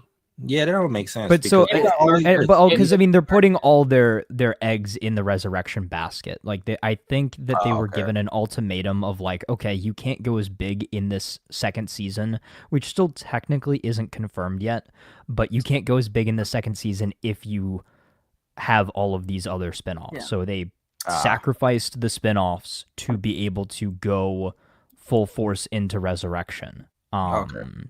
But I can kind of see that because it's Paramount. yeah. They And- they kind of suck. I've been here for less than 15 minutes, and of course, I've already. You've brought up already made Dexter. it about Dexter. I've already no, brought up Dexter. I don't really mind, but you know, but I didn't know that though. Like that's like their most popular thing. Yeah. I Yeah, mean, The only things I see them renewing is like procedurals and stuff like that, like the CSIs and stuff like that. So I like. I think okay, the only other cool. good thing that Paramount has that I really like, I guess, did they swap Yellow Jackets over there? Like, I know it's also streaming on Paramount, but the other show with what's her name, Ella Purnell, Sweet Pea, that I really loved, is also on Paramount, and that's getting a season 2. I mean, you have their like big shows, like their big franchises, like SpongeBob, I guess. Yeah, I mean, well, I mean, it's the streaming hub of all of the Nickelodeon stuff. NCIS, Ninja Turtles, Avatar, The Last Air, but like they have, but that's like old stuff. So I'm like, and then I but do now watch they're that stuff, but- they're reviving like kind of like the mid 2000s to like early 2010s like Nickelodeon stuff. Like they're bringing back like Henry Danger and Thundermans and all that with like with their movies and things like that, and that's where those they're came out, dropping like, it. the 2010s. Yeah, the Thundermans has a new spinoff, like that spinoff show. So yeah, they got the new the like Young Sheldon, but then they're doing like a Big Bang Theory. Yeah, and I saw rumors too that they might try to do like a movie to wrap up iCarly since it got canceled because of the strikes. Yeah. Oh, they are actually doing they're that. working Okay. on it. Yeah, It's done. Okay. Yeah. Which I think is cool. Like you I'm glad. ended on a freaking cliffhanger. Like, why would you do that? I still think they need to. The next revival should be Drake and Josh. I think it's time It'll happen. to bring them back. I think that's the one to do. Like, Yeah, I mean that please. would do numbers. Like it Victorious if it was is written back well, and they were allowed yeah, to they be. are doing that. I forgot about that. That's actually about What to are they start doing? filming. Victorious. Yeah. Oh wait, really? It's a spinoff. Yeah, it's it's a Trina spinoff with- focused. It's Trina. Oh, Like I think she's okay. supposed to be like a Now, teacher. Yeah. She's supposed to Oh be like a yeah, no, teacher I at the do school. remember hearing about this. I do remember hearing about this. Which that's going to be kind of funny. I want to see how he pull Yeah. it I off, gotta watch because- the first one first. Yeah, like I need to see I like really this- watch much of it. You never seen Victorious? Not a full episode now. Not a full. I've seen clips. Dude, I've seen, like, TikToks. Dude, that era of Nickelodeon was peak. Taj, I honestly. mean, we've talked about this, Taj. I haven't done Nickelodeon. Like, the only Nick show I've really watched was, like, Avatar and, like, Power Rangers. Like, that was it. I didn't do any other Nick show. God damn. And I watched that, like, I watched Avatar during COVID. So, like... Okay, well then, if you weren't watching, like, Nickelodeon shows and stuff around that time, did you watch, say, like, Zack and Cody on Disney Channel and, I like, was a Disney Wizards kid. of Waverly Place So and you all were a that? Disney kid? I was a Okay. Disney kid, but also we didn't have cable growing up. So like my time at Disney was when I would Okay. go to an aunt's house, or like when I would go over to my dad's every couple That months. makes sense. I didn't have it at home, so like when I had it, I would just watch Disney, and that was kind of Okay, it. that makes sense. Um, Cameron, Yeah. I Well, don't need if that. I- Sorry. At least for me, if I remember they correctly, wouldn't do it. back in the day, you could get one Disney channel and one Nick channel without having like the full cable suite. Like Okay. that was only like Nicktoons and like Disney XD and stuff like that when those became a thing that you were in like the upper channels. Yeah. Yeah. Damn, I didn't know that. Okay. I want to shift back to Gen V for at least a couple extra minutes as we. Yeah, that's 'cause fine. I feel like there's a couple of plot lines I feel like I want to cover here really quickly. Thoughts on Emma this season, because I feel like Emma is kind of. I feel like she has a lot more agency this season. It feels like they've kind of like separated her from the main group a little bit because she has the stuff with the dad, Great obviously, yeah. and then we're like kind of building up like a rebellion group, which we've talked about a little bit, like with this girl, Mhm. with this kind of grouping. I don't know what that word is, but like, where do you think that is going to go over these next couple weeks? I definitely think she might be like the head of it. Like she might become the head. But I do agree that she's become. I think she got the Andre slot, like where he was like a pivotal point in season 1. Now that he's gone, I think she's like stepped into it. So I think she has it. But I think she'll be like the leader or like one of the faces. Because nobody's going to take that group seriously if it's those side characters. Like it's like, okay, well. Yeah, I'm curious because have we seen the other girl's powers yet? Is she the speedster? Is that what that was? No, like- the chameleon girl was just turning invisible. Okay, cool. So she was Speaking invisible. of that scene, oh my gosh, that scene, Darren. We ain't talk about it, but the locker room scene, bro. No, bro. Oh yeah. my gosh. And it wasn't Just even like taking some overly peeks. like the boys, but it was just like you just walked into a male's locker room. They're changing. I don't want to see this. Ugh. Yeah. I couldn't tell when the scene was over. Like I like covered my face. I was like, I just had like the volume on. I was like, bro, I can't. Sure. We had different reactions during that scene. Well, I'm happy you were able to enjoy it, Darren. I was like, oh my, okay. All right, we're doing this. All right. I thought it was gonna be quick, but like they kept lingering. I was like, dude, like, come on, bro. Like, what are we doing? Y'all had Game of Thrones. I have Gen V. Man, Oh my don't God. even get me started on Game of Thrones. Jesus. Speaking of that show coming out next year, they pushed all them back. So what the hell they gonna have? Yeah, House the of the new Dragon spin-off? and that come out back to back? Yeah. Night of the Seven Kingdoms. Right. But it's more smaller scaled. It's more like small. Imagine watching, I guess, what's the thing I could compare it to? Like the Mandalorian, like the first season, where it's very like small scaled. Yeah. And the books are done, so they won't run out or mess nothing up. I'm curious about Kate's powers this season as well, because they clearly did that because they needed to dumb her powers down because she's too overpowered. She can get whatever she wants. Yeah. So it's so clear they had to be like, all right, she hits her head, she has a concussion the whole season, and she can't use her powers because it's all in her head. Which, in terms of how like exclusive taking away pieces like people's powers go, not bad. I think it's a solid way to do it. I'm wondering how long that lasts throughout the season, how long they can kind of keep that away. Mm-hmm. And even going into next season, because if she is in the boys season 4, how does she not end things instantly? How does she not just like march up to Homelander and be like, you're done, like not even go march up to him, just be like 10 feet away from him and be like, just punch a hole in your chest, like and off yourself, like they're trying to like what is it Cypher is like, do you want to call Homelander and trying to be like she could beat his ass, like it's not even funny to me. But her powers are messing up, so right now she's just she's normal. And then her little nub, her arm, I know. I forgot all about it. I felt bad for her right there. I was like, damn, I forgot about the arm. She lost her arm last season. Now she's lost her power. She's lost her confidence. She almost lost her other arm this episode as well. They Yeah, almost put it through a blender. It's like she poor got a girl. What is happening? she got a crazy bald spot. Like, it's ridiculous. Poor girl. I do feel bad for her, but it's like also those things happen because of you. So it's like of your actions. Yeah. So I feel bad for her, but I'm like, you caused it yourself. So damn it. It's of your making a little bit. Yeah, I guess that's what makes her compelling. That is true. Yeah. That is true. Speaking of Cypher, though, such a mystery point of the season. Yeah. I'm curious about his powers.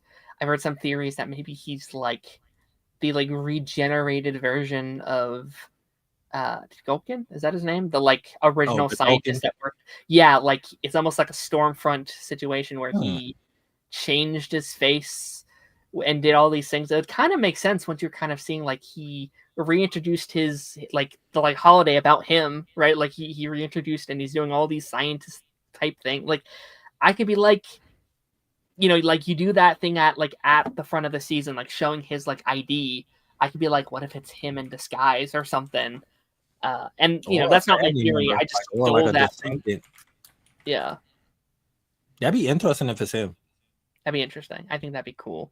Yeah. And I did not come up with that theory. I saw like a bunch of other people talking about it. So shout out to whoever made the theory. But like, if that is coming true, I could be like, all right, like it kind of makes sense, especially if you're going into the boy. Like that'd be interesting.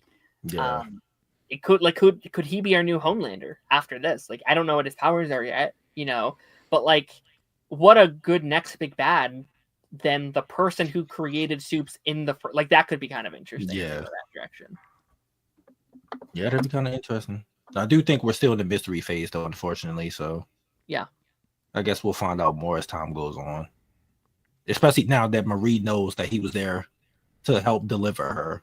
Now we see why he's so like attached to her specifically now. So now it's like, okay, like we're slowly putting clues together. And I'm like, okay, I like what they're doing.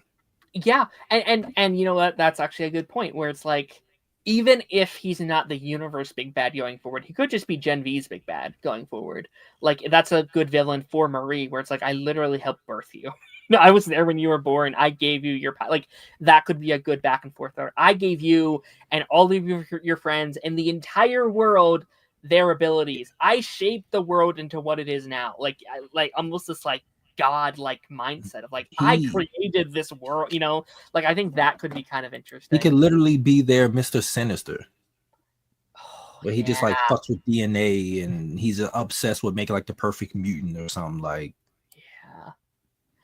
I'm curious to see what his powers are because they're keeping it a secret. They're like, yeah, it has to be something cool. I'm wondering if it's like mind reading or like I'm wondering like what it is because it feels like he can like read people. He has some kind of like connection. Yeah, but they had that guy from last season that did that. The news guy who came to the school. So it's like that's kind of repetitive. And the first lady was just human. So like I don't know. That'd be interesting. I guess the last big thing I feel like I really want to mention is just and I know we kind of went over a bit, but like the like Jordan and Marie stuff that they have going on, I think is very, very interesting. Like the direction they're going in. It's definitely the most like I guess CW that the show's gotten so far, but I enjoy that. I enjoy the like. Well, I was your first. This was my first time, and be like, can't say I love you to someone that's been their first time. You know what I mean? But also like I like that element because it's like okay. No, that was realistic though. Like yeah, that happened to me, and I was like, don't just go around saying that type of stuff. What is wrong with you?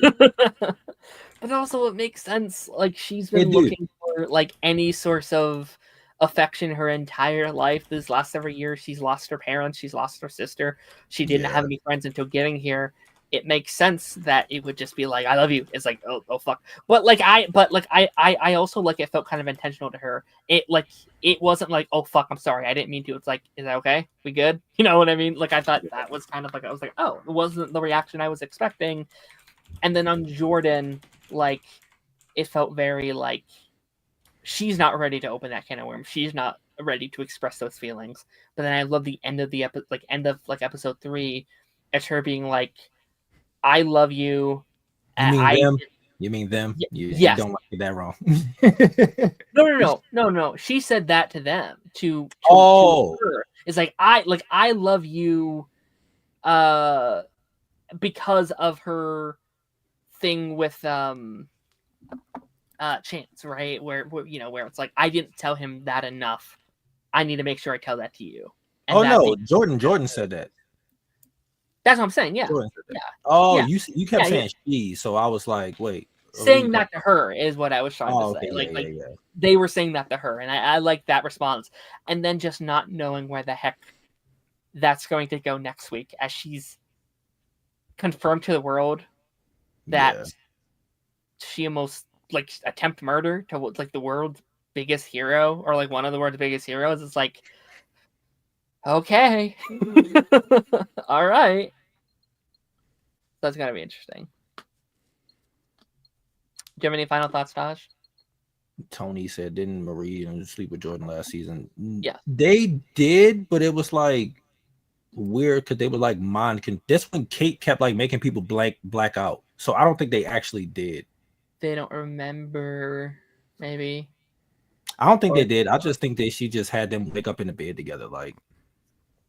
She kind of. They could have just not gone all the way. The tension and was like, let's just throw them in the bed together and see if they'll talk about it. They could have just done stuff maybe they didn't go the full way. So, it's gonna be interesting. But I love these 3 episodes. Definitely looking forward to this week. Yeah. Oh, they dropped. When the episode come out tomorrow? Yeah. The Boys always drops the first 3 at once. They need to stop. On an 8-episode season, they drop 3 at once. It's not unlike Peacemaker that drops 1 episode a week. 1 episode a week. I don't even watch it, but I take your word for it. Oh, really? You haven't seen Peacemaker this season or at all? I tried to get into it. That was just it's not for me. Really? Mm-hmm. I watched a good. What I watched the first few episodes of season 1. I thought some parts was funny and stuff, but I was just I just don't care about this character. No offense, John. Yeah, you've got to really be either just a massive James Gunn fan or a fan of his style of humor and tone. Right. When he gets to just be unapologetically himself and he's not doing a big budget movie like a Guardians or a Superman, that sort of thing. This is just the most pure James Gunn project that I think he's ever put out. But yeah, if you're not into that, then obviously you're not going to enjoy the show. Yeah. Maybe I'll try again after season 2. I've been hearing really good things about season 2, so maybe I'll try it after it ends. Here's the thing. I think season 2 has been really good, but if I remember correctly, I actually might prefer season 1. Up until this point. Yeah. I think season 1 had a better story. Not that the story is bad by any means, but this season is so, as complicated as it is, it's so simple, and it's all very much so just suspense and build up. And we're at episode 5. We just finished episode 5 now. We have 3 episodes left to wrap this up, and it's just been one big rising action the entire time. And it feels like there's been no payoff. And I correct me if I'm wrong with this, but I feel like every episode has kind of led to this odd, unsatisfying cliffhanger where it's the episode's building, and then it just cuts off prematurely before you actually get any real resolution. And then you're just thrown into the next episode without much explanation. That to me would be my biggest nitpick, is I think the pacing just feels slightly off this season. I want to save my thoughts for the actual Peacemaker discussion. But as much as I've liked the season, it's had a weird build up where I thought 1, 2, and 3 had a great build up, and then 4 just fell back in its chair. It's we're going to stick here for a while, and 5 tries to fix it, but I think it's almost too late by episode 5. It's you've ruined the momentum of the season. And but oh, go ahead. Yeah. Sorry. Oh yeah, no. And then Short Car says last 3 episodes are supposed to be crazy. Yeah, I get that, but you can't rely you can't rely on the final 3 episodes to carry the whole show. Yeah. You know, if the first 5 episodes are kind of mid and then the last 3 are amazing, like, yes, you're going to remember that the season ended great. Yeah. But that build up to it was still subpar, you know? And again, not necessarily subpar. Like, I'm not saying it's been bad by any means. I've enjoyed it. I thought, you know, it's funny, but it just seems so inconsequential in a weird way. Like, as much as we're trying to, like, build a big universe, it's got those connections to Superman and everything. Yes, it's supposed to be a smaller, more self-contained story, but it just, again, all it boils down to is Peacemaker is sad that Harcourt doesn't like him back. Like, that's it. That's all this season is, really, at the end of the day. And then side revenge plot with Rick Flag Sr. I'd argue there's yes, there's a lot. There's more layers to it, but on the surface, that's what it's presented as. Yeah, outside of also Eagly's side plot is kind of crazy. I'd argue like it's that too, but it's like the father and the brother aspect of it as well, and there's like a lot more into it. Yes, that I'll wait to get into. Yeah, for sure. But Taj, thank you so much for hanging with us this afternoon. This was an absolute blast as always. Yeah, man. As we kind of exit our Gen V talk here, where can we find you? What you're working on? Anything you want to shout out, promo, all that jazz? Y'all can find me at Taj Reacts. You know, I'm not working on anything tonight. I'm tired now. Like I might go straight to bed. I'm not gonna lie. But yeah, just my normal reactions. I'm trying to do more reviews and stuff. I mean, now we're about to get more coming out because November and October and December are packed with stuff. So I'm like, Jesus. And I'm ready for that because I need something new on the channel. But next couple months are gonna be nuts. Yeah. What is coming? Yeah, I gotta leave, you know. I mean, I could just sit here and listen to them talk about Dexter, but then I'm just gonna be sitting here and I might fall asleep. I don't want to do that. I don't want snoring to be on the internet. Thank you. The people love sleep streams. Come on. See, I don't know how people do 24-hour streams, like, because we won't even get 5 hours in. I'd be like, all right, well, I'm going to bed, y'all. Like, there's an audience for that. They'll just be like, all right, I'll set my camera here and I'll sleep. I mean, yeah, it's like, literally just set the camera down and go about your day at that point. Yeah, like that. I respect the hustle, to be honest with you. Yeah. Like, you're gaining tons of money while you sleep. I mean, you know, good for them. You know, talk about passive income. I know. I respect it, but just me, no. If I'm not using something, I turn it off. Like, I can't just have my computer sitting on. Like, I'd be like, no, I don't like that. But yeah, Darren, will you be there tomorrow? What, Tuesday? I should be. I should be there tomorrow. Because I don't know what they're about to say with these next rankings. I don't want to be pissed off. So I can't. Yeah, we got a couple left on our animation poll over on Party Nation. So. A couple. It's like nice 10 left almost. Yeah. It's a good chunk left. Yeah, we've been ranking like the 90s and 2000s like Marvel animated series. Oh, nice. So like we're down to like the last, I think like 8 or 10, something like that. I forgot the number. But it's it's been nothing but Spider-Man shows because I mean that's the character that's had the most shows. Yeah. And I haven't seen the majority of them. I've only seen like 2 or 3. So I was just sitting there while they talk about Spider-Man. I was like, yeah, y'all go ahead and talk about that. I'm just gonna sit in the corner. Just going, you know. But yeah, Darren, I will definitely let y'all know about the Stranger Things watch party because I know I'm not gonna be able to do reactions. It's just holiday seasons. Like, why would y'all do that? Like, I get it, you want everybody to watch together, but for reaction channels, it's like I gotta leave my family. Like, I know I'm not gonna be home at all.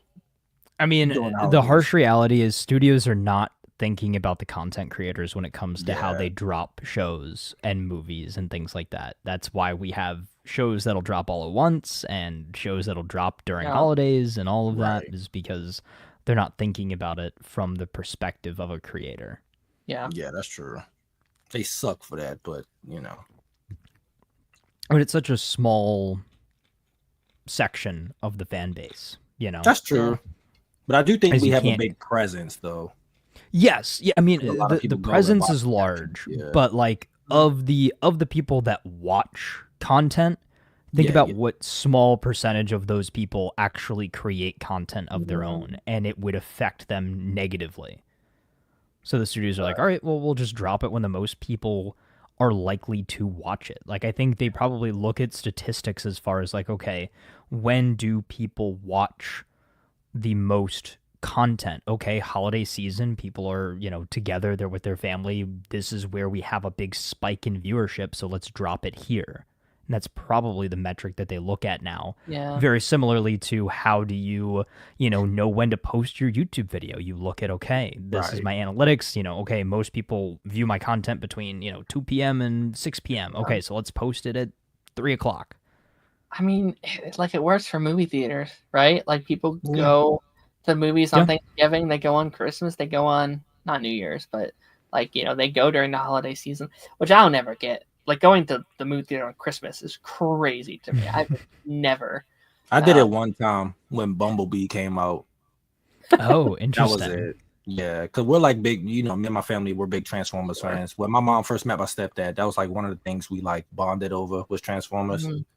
So Nice. yeah, so like we all have that connection. My younger brother and my sisters, we all love Transformers. So like we went to see it, but that was the only time though. Yeah, fair. But yeah, no, Taj. Again, it was so great having you on.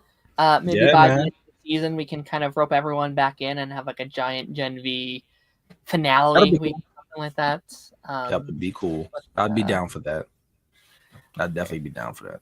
I'll probably be on y'all. Y'all probably see me again.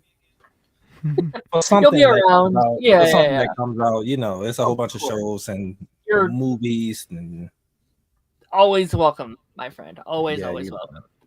All right, yeah. I will catch you later. Well, yeah, I will see y'all in the next one. See you, man. Peace out, everybody. I'm going to bed. Bye. Good night, guys. Bye. Good night. Well, now he's out of here. And Good then there were two. riddance. Oh, no, we love Taj. Yeah. Absolutely love when Taj is on the show. Well, welcome. Oh back. yeah, it's always fun. Welcome to the regular Darren and Taz show. I told people that you were eaten by a lion. Oh wow. Just kidding, I didn't. It was actually an eagle. Oh no, actually I think it was a duck. It was a duck. So what's going on, my friend? What's been up? Oh, nothing much. We've been chilling, trying to not be sick, which was nice. Mhm.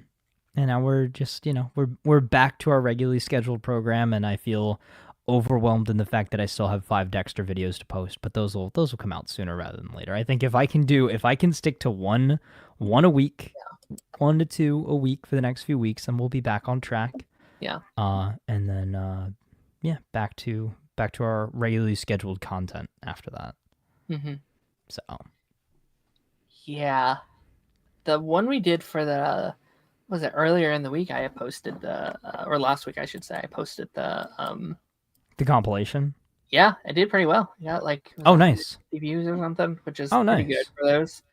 I also found out that there's a limit to how long a YouTube video could be. Yeah, you sent me that message. Yeah, it was for all the Ranger Nation fans out there. It was it's like 14 hours and 15 minutes or something. I was like, oh, it's gonna go up. It's gonna run all day.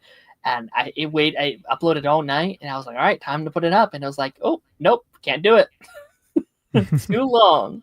So now I have to cut that up in between two separate different videos. It's like, oh boy, all right. Part 1 and part 2. Been a couple of days, my friend. It's been because we didn't do an episode last week. We ended up canceling the episode. Actually. Oh, I'm sorry. Oh no, it's not your fault. No, it genuinely wasn't because I reached out to a couple people. I was like, okay, you want to do the show? You want to do a show? Didn't find much luck, and then I ultimately ended with I don't really have much to say about episode 4 of Peacemaker. I was going through all this trouble, and I was ultimately I don't really want to do the episode. Well, that's kind of how I was feeling too. I was like, you know what? If I was gonna get sick and lose my voice, this was the perfect week to do it because it was right after Dexter finished, and I jinxed myself. Like the Tuesday after, literally the day after that final Dexter stream, I was like, wow, I got through it. I was talking to my mom on the phone while I was at the gym. I was like, Mom, I can't believe I got through this without getting sick or anything like that. I didn't lose my voice. She's like, be careful. You're going to jinx yourself. I was like, no, I'll be fine. And then Wednesday, by the end of the workday, I was like, I can't talk. So, yeah. We were... I think it's funny that like you made it through Dexter. You were like, we must stay healthy for Dexter. And then the week after Dexter ends, it's like, nope, yep. Yeah, all this that you would have felt during Dexter season, nope, you're gonna get smacked with it now. So yeah. All right, we're just gonna jump into some Peacemaker, and then there's some stuff at the end if we have time that I'll run through, and we can talk about some trailers and like another bonus show if we have time. I'll go over. Nice. But Peacemaker episode. I guess episodes 4 and 5. Yeah, because you weren't there for this, but I said over on Rodan stream by the end of episode 4, and I'll like enhance that now that I've seen 5. Should have been one episode. Should have cut what didn't work, cut out some of the side stuff, made this one long episode because they work. It does kind of feel like you just kind of stop the one episode and split it up into 2. It feels like kind of one chunk that they should have cut down into like 50 minutes, I think. And okay, so before we even continue with any of this, I actually had this conversation with a friend of mine like yesterday, 2 days ago. I have a real problem with the runtimes of these episodes being so short, and the runtime including ads, the trailer for the next episode, and the little like podcasty breakdown interview with the cast as well. So like this most recent episode was like 47 minutes or something like that. But if you cut all the extra fluff out of it, it's like maybe 35 minutes of content, if that. Yeah.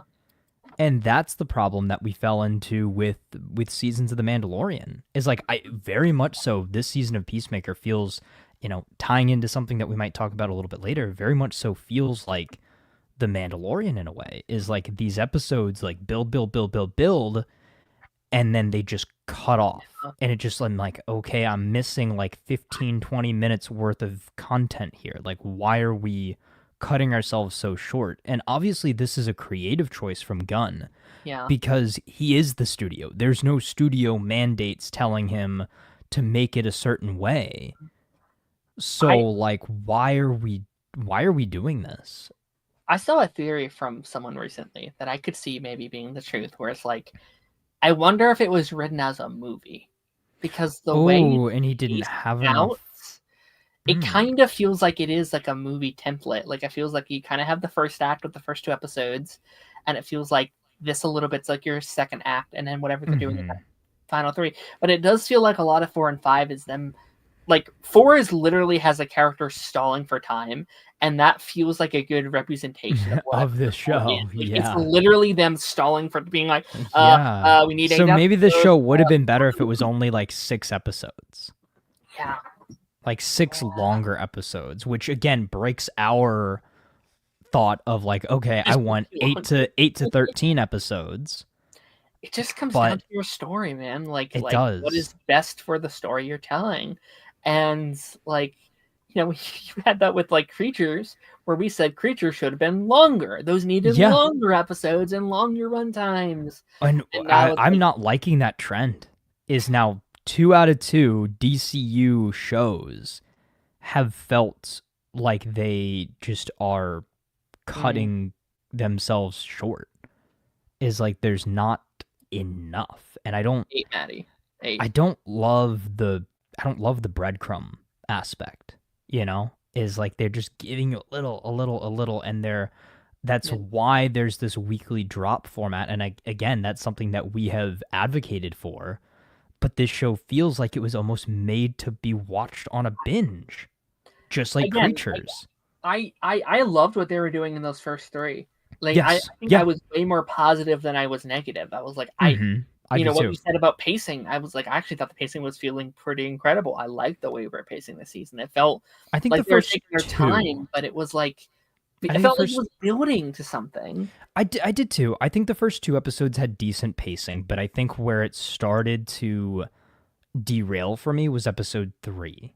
Again, not that there was anything wrong with it, but I think also too, I had to sit there and think for a second before coming on the stream tonight. I was like, what even happened in episode 4? Yeah. Like episode 4 and 5 just like bled together for me. And I'm like, oh, okay. Episode 4 was all about moving the dimensional breach thingy, right? Yeah. And then episode 5 is fallout of moving the dimensional breach thingy. And that's it. 4 could have been 15 minutes. Yeah. Yeah. It could have been 15 minutes. It could have been, but like you said, I think 4 and 5, maybe in one version of this show, it was 1 episode. Yeah. Just like I think in a lot of ways, while episodes 1 and 2 are the longest episodes of the season, they are again complementary episodes. Like we kind of talked about that a week or so ago, is that they work to complement each other, but they should also stand alone. Yeah. Which I feel like outside of episodes 1 and 2, nothing else really does. And again, not that the content that we're getting in those episodes is bad. No. I think it's a good sign that we're saying we want more from these episodes. It just, again, is such an odd choice to, as the studio head of the new DCU, you wrote all of these episodes, directed some of them. Why are we shortchanging ourselves here? Like, you should have the freedom to do all the things that you want to do, yet it feels like a project that has been studio mandated to be stretched to 8 episodes, confined to 35 to 45-minute episodes, and not give the audience too much in the first half of the show, or first 2/3 of the show. Yeah. And save all the big stuff for the last few episodes. This is very much so reminding me a lot of Daredevil, Born Again. You know? Oh, interesting. Like, it just, like, it started off fairly strong. The middle of the season kind of lost me. And it seems like the end of the season is going to be the big hook, because next week we're going to get the big reveal that everybody's been hyping up, but it's not going to hit as well because we already figured it out. You know? Yeah, that's interesting. Yeah, is it going to be as big as they've hyped it up to be? And my answer to that, unfortunately, is no. Because again, if the twist is what we think the twist is, it's going to just be Chris being like, "Oh shoot, I should have seen that before. Eagly, why didn't you tell me?" I hope it's more about the consequences of the twist and less about the twist itself. I really hope it doesn't pave it out as this like big plot twist that like. Did you see what the title is for episode 6? Something Chris. It's like ignorance is Chris. It's 100%. So it's literally it literally tells you. It's just because he's so. And like with who's going over next week, like with the whole team going over next week. There's one character that is going to be more affected by that world than the others. Well, 2 characters, actually. Which 2? Judo Master's also... maybe over there. Well, I guess the other theory is that Judo Master went to the wrong Earth. Like, Judo Master just probably went to some random dimension. That would be... Oh, that's interesting. Yeah, I mean, because the scenes in the trailers, so it seems like next week Argus is probably going to get in there in some capacity. Or maybe not next week, but at some point they're going to get in there, because we still haven't seen the scene of like the hell dimension. So, yeah, I don't know. We'll see. We'll see. I definitely need these episodes to really blow my socks off, because like right now it's in a spot where like it can either be a great season or it could be a mid-season. I haven't made up my mind what that's going to be yet. If these final couple drop the ball, then I'll be like, okay, it wasn't the greatest, but like it hasn't. I mean, it's been great for character development, I think, and like it almost just feels like not a filler show, but a bridging show. Like it's made to give these characters specific arcs so that they're set up properly for the next projects that they show up in, right? Is like we need Rick Flag Sr. to go through this kind of arc of seeking revenge for the death of his son, to then most likely at the end of it probably just coming to terms with it and agreeing to disagree and respecting Chris as a person who has wanted to change and realizing that maybe his son would be more forgiving than he has been in a way. So I think that's probably where he's headed, and he's headed to being a better director of Argus than Amanda Waller ever was. Yeah. Right? Because I don't think he's not a villain. And like Frank Grillo has even said, like, you know, Rick Flag Sr. is not a villain. He's just a guy who is hurt and is trying to do what he thinks is best. Yeah. Chris's arc obviously is the grass is not always greener on the other side. Your past pain and trauma is what has crafted and molded you into the person that you are today. Without his past traumas, he would not have been on his redemption arc and wanted to change and wanted to go down the path of becoming the hero that he is now. Then obviously there's the arc with Harcourt, with her feeling like she's at, you know, at the bottom point of her life, like she's at her lowest point. She can't be hired by any of these other agencies, while she's also conflicted about her feelings for Chris because of, you know, her connection with Rick Flag Jr. and Chris obviously being the one who killed him. And she's going to have to come to terms with that and seeing, okay, do I trust this guy that he actually changed, or do I stick to my guns, and am I going to be this, you know, closed off, reserved person forever? Then you got everybody else kind of sprinkled in there. I do love the vigilante stuff this season. Like, he's not gotten a ton. Like, he's kind of just comedy relief. But at the end of this episode, Vigilante sitting there crying almost made me want to cry. Like, I loved that. I'm like, okay, give us more of this. Like, Vigilante, he loves his friend. Yeah. And he got nothing. He was the only, like, Chris got something for all the characters. For everybody, and then Vigilante he just left out Vigilante. Yeah. So that was sad. Which adds to my, I think he's dying theory. Right? Like, is like, and well, because he mentioned again, he's like, oh, what do you think the alternate Mila is like? I don't think there is an alternate Vigilante. What if alternate Vigilante kills this one? Ooh. Like, what if he murders him? And then the arc is like, it's be careful what you wish for and be happy with what you have, because you never know when it's gonna be gone. Yeah. I think Adebayo's arc this season is also very interesting because she has grown a lot closer to Chris as a friend. Yeah. And it's been that kind of conflict, and I think James Gunn even mentioned it, is like Vigilante's biggest rival this season is her, because he's like battling for Chris's friendship and his affection basically. But I think it is interesting that he is kind of leaning on her as like his basically like his moral compass this season, all while she's trying to build up her security firm and that sort of thing. And I think that that's going to kind of lead everybody to working for her as basically like the new Amanda Waller, and she's basically going to make a adjacent Argus. Does that exist in the comics? Like, is there like a subsect of Argus, kind of like how we have Shield and Sword in Marvel?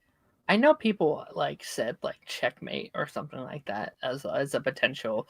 Like, again, like I think I pitched this like a couple weeks ago, but yeah, I do think like everyone right now is either jobless or hates their job, and it's like, oh, she makes it this team, they all join up. And like, this is his kind of finishing arc for not being part of the like Justice Gang. It's like they're going to want him as part of the team by the because he's going to end up saving the world again. Yeah, and he's going to be like, absolutely not. No, like, I'm going to stick with my friends. Yeah, I already have a team that I'm a part of. The 11th Street Kids. Yeah, which could lead. Where did that even come from? Did they say that last season? No. I think they said it last season, but I don't remember. I feel like they did, but I don't remember the origin of that. Yeah. Wasn't it like in the Chuck ride when they're all like in the back of the van? Oh yeah, yeah. Maybe I did not. You're right. Yeah. You're right. Oh, and biggest character that I forgot about. I saw your tweet about this. Economos. Or Economos. actually, did I send you the video where it was the actor, he was like, it's actually economists. I saw that, yeah. Which is kind of funny. So, economists. Either way, I made that tweet. No idea why that blew up. Well, no, but I mean, I think you're right. Like, he actually has had some really good stuff this season. I kind of always liked his character. But he's had some pretty good stuff this season, and he's had to go out of his comfort zone quite a bit. And he has stuck his neck out a lot for Chris this whole season. And again, he's put up with a lot of crap because of it as well. I did like how Fleury kind of gave him like a nod of approval. This episode was like, hey, you did the right thing with booking him and stuff like that. Easily was Tim Meadows' best episode. Yeah, because he felt like an actual real character. It kind of it's like he kind of came to terms with a lot of things. Like Judo Master flipped out on him, and he was like, "All right, Judo Master, good job." It was like they added that foundation I was asking them. Yeah, they added a little depth to him. You can have fun characters, you can have goofy characters, you can have joke characters, but none of that works if you don't set a foundation for who they are outside of that bit. Because he was a caricature. Not a character, but a caricature for the most part. Until this episode, he was a true character. I loved it. I was like, oh, finally, there's those really good scenes. There's like even the bits with like him and Chris, like when they're on the like field fighting each other, felt like an actual agent. Didn't feel like some bit. They didn't do the bird blindness thing again. They didn't do, he was shooting some things back and forth, but like it felt like what a real agent would do. And like I'll be honest, like this episode, and we talked about this early on, but I think this season's made me lose all my respect for Argus literally on the jump. I do not take this group seriously whatsoever. And I think it's scenes like that finally could be like, okay, all right, I'm starting to come around a little bit. Well, I think we're also not supposed to take Argus very seriously now either without Waller in charge. Interesting. So you think it's done on purpose? You think it's like a narrative thing? I do. No, okay, so number one, I do think it's done on purpose. Number two, what if Adebayo's security firm ends up getting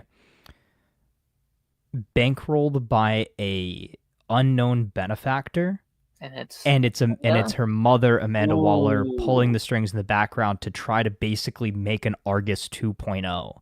You think she would do that though? And then maybe that could be the plot of the Waller series. Is she's basically like, okay, I got shoved out of Argus. We'll make Argus 2 Electric Boogaloo, even if they don't know they're making Argus 2. And that also ties in a little bit to, let me find the comments, to what Harrison said about Bordeaux possibly playing Rick Flag, manipulating everybody this season, and she'll end up as the head of Argus. Ooh. That could be very interesting, and that could play into the Rick Flag Sr. has to come to terms with Chris and make good and then team up. Yeah. Which could and what if he calls in the Creature Commandos? I think they'll be here this season. I think we'll see them. I think they're in this season. That'd be fun. By the way, I like that. Talk about her character a little bit. Yeah. Like I wanted to. Okay. So Bordeaux's been pretty great too. He's been cool. Okay, so like I'm going to be seen like the bad guy now because people were ruining it.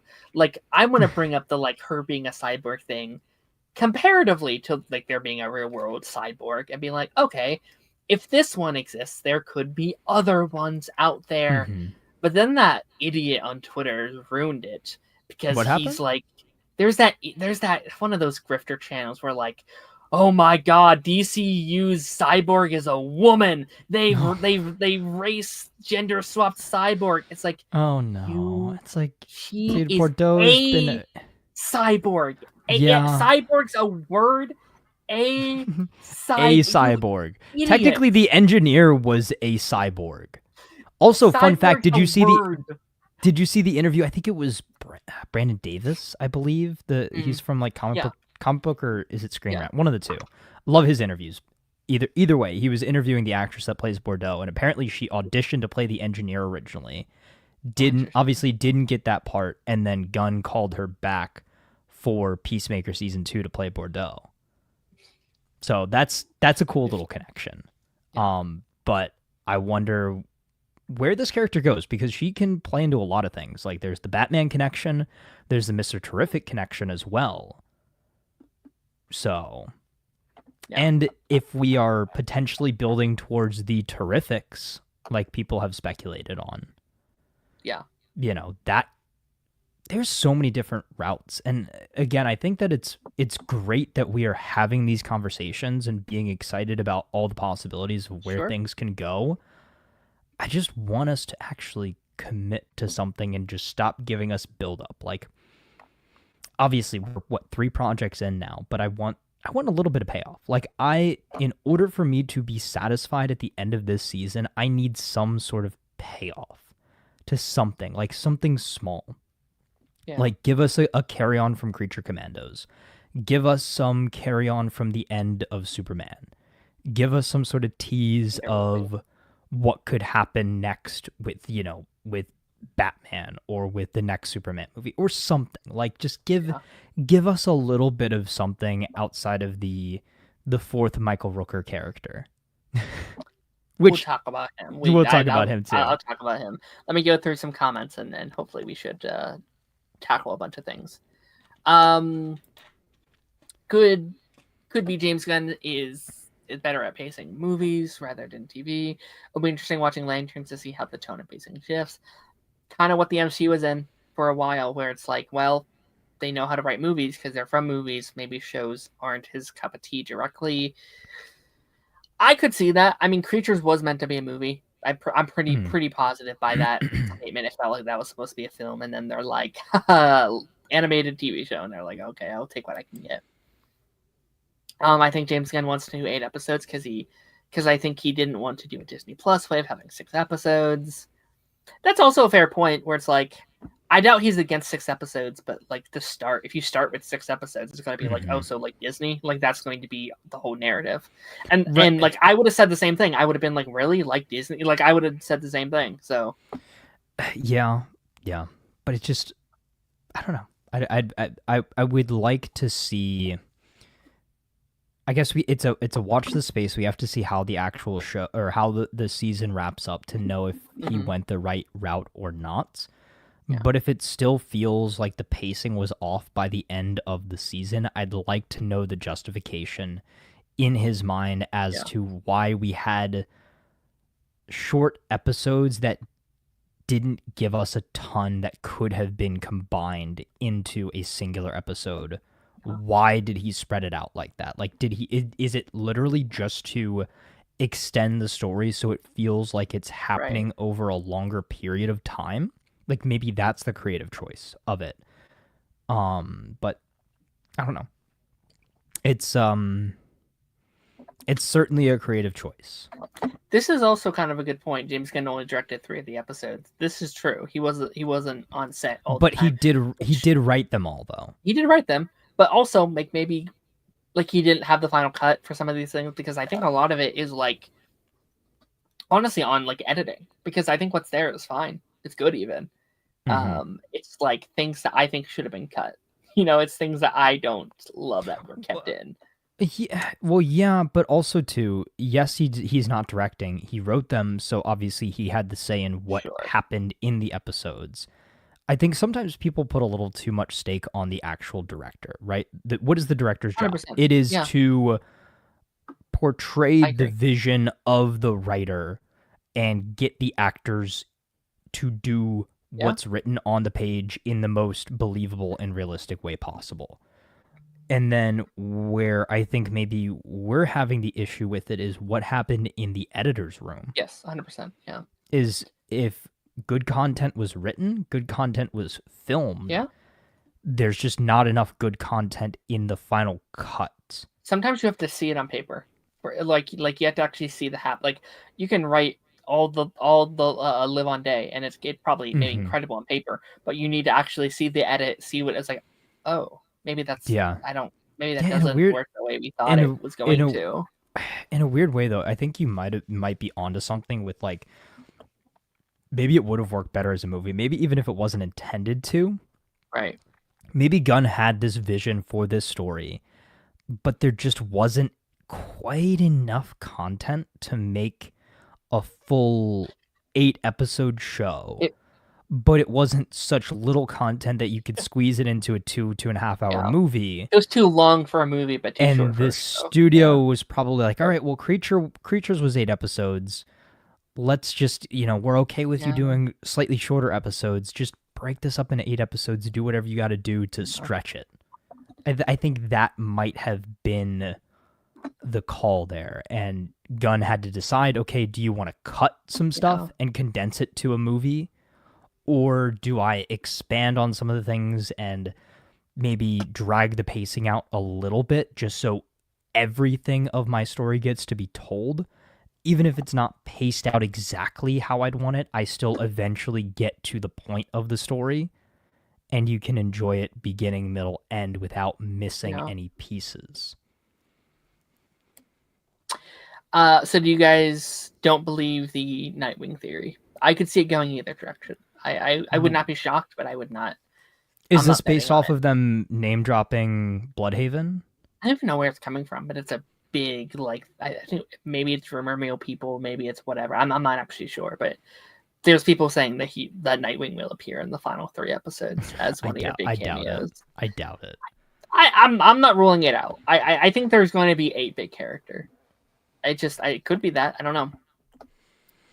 I still think we're going to see either Superman and or Lex. I think Lex is 100% at this point. Especially if we're doing all this teasing for Man of Tomorrow. Shout out Brainiac. Yeah. What do you think the twist is? I'm waiting for the show to release into all the episodes I watch, but I don't care about spoilers. They're racist. The twist is long story short, the alternate Earth is Earth X, most likely. Or racist. An Earth like Earth X. Yeah. I got a theory Vigilante could have a heel turn after meeting his alternate self, or finding out that Chris is in that universe may have killed him, or that'd actually be kind of interesting. Hold on, that could actually be kind of interesting. Do we turn our Vigilante into the version from the comics, or a much similar version from the comics, a much darker version from the comics, because of how Chris has treated him, because he's been such a shitty friend? And no one cares about him, and he's kind of the black sheep. That could be kind of cool. I don't hate that. I don't hate very that. Cool. Yeah, he's a villain of season 3 or something. I feel like that's darker than they'd go, but that'd be kind of awesome if done right. That'd be kind of cool. Hardcore's been my MVP. I think it's him and Economos for me personally. I think those two are back and back to me. James Gunn's wife came up with the titles for episode 6. Oh, hell yeah. Oh, nice. Great actress. We read that one. Checkmate. They said yes from a band. 11th Street Kids was a song name of the band. Econ had it tatted on his arm. Okay, cool. The Sup John and Chris when going into the yard district. Hey John, what's up? Sup John? I don't know him. Again, that stuff I think was some of my favorite of the episodes. Yeah. Him and Hardcore's in there being like, "You have to do this." No, I can't do this. And I loved his commitment to be like, "Sorry for doing what we're all supposed to do by law." That stuff was so good. And then I loved it. He's like, I feel like an act of heroism is looking someone in the eyes during a conversation or something like that. And I was like, yeah, I kind of feel that. And then of course Tim Meadows' scene where it's like, you did what was right. I was like, oh. You did good, awesome. Kid. That was great. I love that. Or Project Cadmus. I'd like to see Cadmus. I could see that happening in the semi-future. I reckon the only reason he wants to help Chris is because Chris called him that nickname he liked. Wait, who? Who? What's this a reference to? Yeah. I need a little bit more context. The Sup John, maybe? Is that Economos? I don't know what this is a reference to. Sorry. Oh, Tim Meadows' character. Oh. Okay. I see what you're saying. I'm trying to zoom through here. In the comics, Sasha is the head of Bruce's personal security. Oh, that's cool. Mm-hmm. Do you guys still think Superman's going to show up this season? I think Lex is going to show up this season. I'm mixed on Superman at this point, just because I now doubt the photo that they put out. In my mind, would they post that photo if he was in it? Like, I could see this as like a misdirect to the fans. Like, he's not in it, and they're like, oh, everyone thinks he's in it, so put this out to throw people off of who's actually in it, kind of thing. You know what I mean? As like a, oh, we got you kind of thing. But I could. Well, yeah, it's kind of like a reverse psychology. It's like, okay, post the picture so that they think he's in it, but then they second guess themselves because they're like, oh, that was probably just a picture from the Superman set. And then rug pull us and be like, oh no, actually he is in it. But I don't know. I still think it's 50-50. Like, I wouldn't be surprised if he shows up, but also if he doesn't, you know. If it is Nightwing, it will make people want to know who plays Batman even more. Yeah. I don't know. It'd be nice to I've been meaning to tell you guys I'm Batman. You're Batman? Cool. I mean, it'd be nice to kind of hold us over, I guess, just to have like a piece of it. But you're right. Like, if we get this now, and then we have to wait until like 2029 to like get Brave and the Bold, what it's like. To be honest, I saw earlier today, right? Is so now Man of Tomorrow and what's it called? Man of Tomorrow and the Batman Part 2 are supposed to both come out, what is it, 2027? Mm-hmm. I almost wouldn't put it past them to reveal who the next Batman is until after the Batman Part 2. Okay. So that's not where I thought that was going. No, so I'm thinking that we wait. No. I'm thinking we wait until after the Batman Part 2 because I still think, to the credit of people who want it to merge, maybe Gunn is still trying to figure out, does he want Pattinson to be Batman in his universe, or does he want to let Matt Reeves continue to do his thing, or do they want to just axe the Reeves verse after Batman Part 2 and not make it a trilogy? I know that we've said that it's going to be a trilogy, I think. That's the like general vibe. Like the general idea is for a trilogy, but I mean, maybe the ultimatum will be you make a third movie and we cast our own Batman, or you forego your third movie of the trilogy and merge. That could be interesting. What do you want to see happen? Because I have my position on the matter.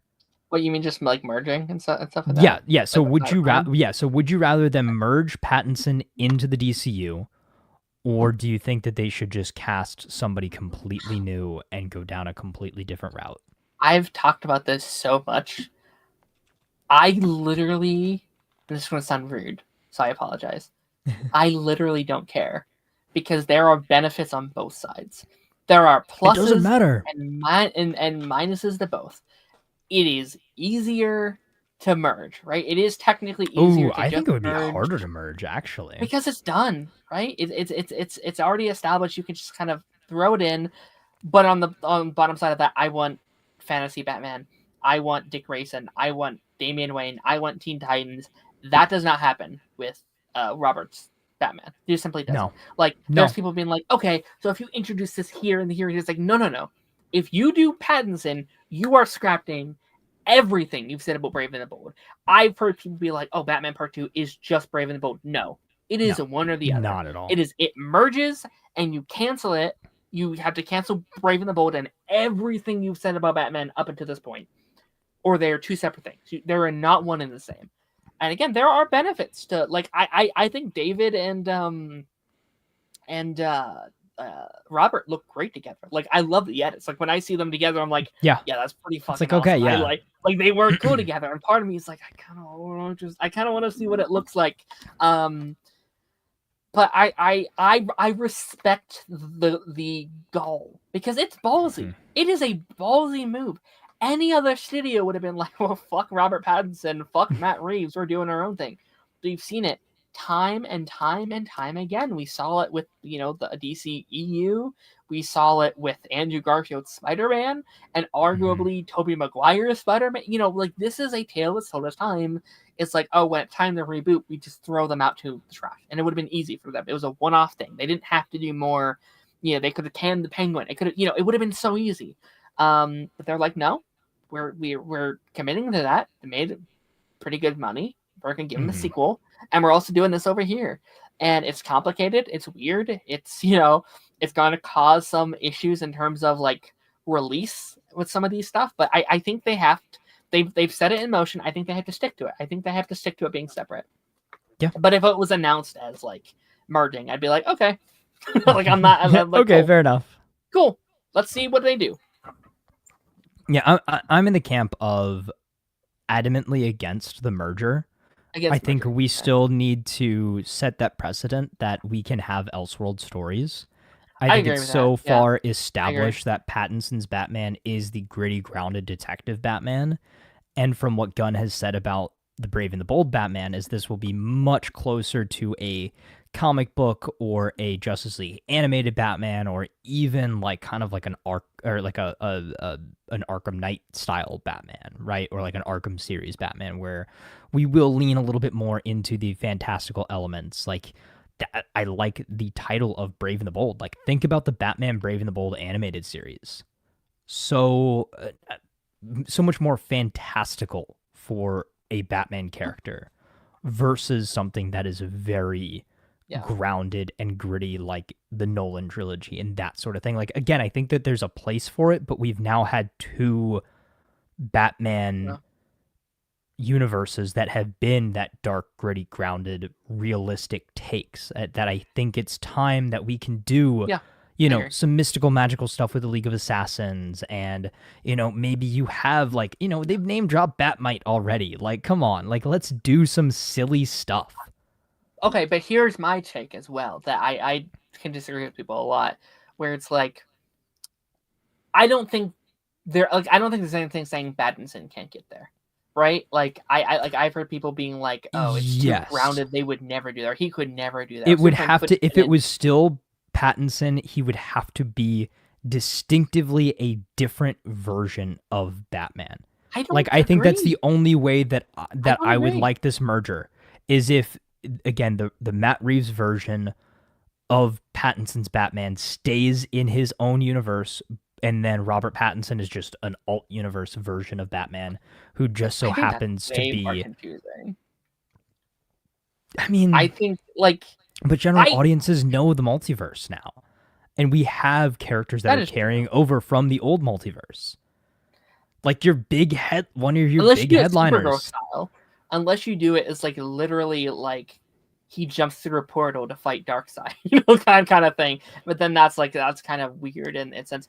I mean, but my take is I don't think there's anything wrong with this version of Pattinson fighting Man-Bat.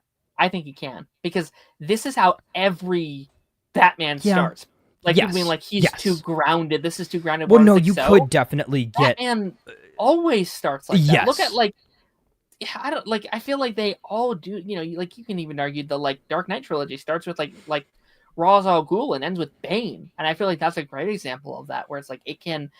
I think even so that Bane was still so much more grounded than a Bane that we would see nowadays, probably, which would be a lot closer to your Batman and Robin style Bane. I just think people being so anti, being it would never work. I was I don't agree. Look at Batman the Animated Series. You can have an episode that's very dark and grounded about mobsters, and then the next episode it's Man-Bat and Mr. I don't even think the argument is that it won't work. I just think the argument is that I would like it to be, for me at least, is my argument is just I would like them to stay distinct, and I would like to be able to continue the Pattinson Batman even when we do have Brave and the Bold Batman going, because I think having those two distinctive versions of Batman is a great way to go about it. I also want more Matt Reeves TV shows as well. me too. Killed he killed that show, like Penguin, so much to the point, and I said this a couple weeks on Pipeline. I actually think the solution that would make a lot of sense to me, Robert Pattinson wouldn't do it. Make the Batman a TV show. Yes. Like make that make it a high budget HBO show. Yes. Like that's what people wanted Gotham to be. You like could do honestly, it this is Gotham 2.0.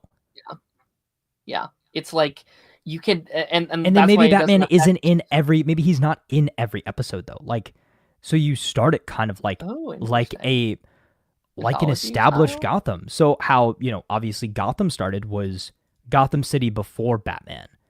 Now this is Gotham City during Batman.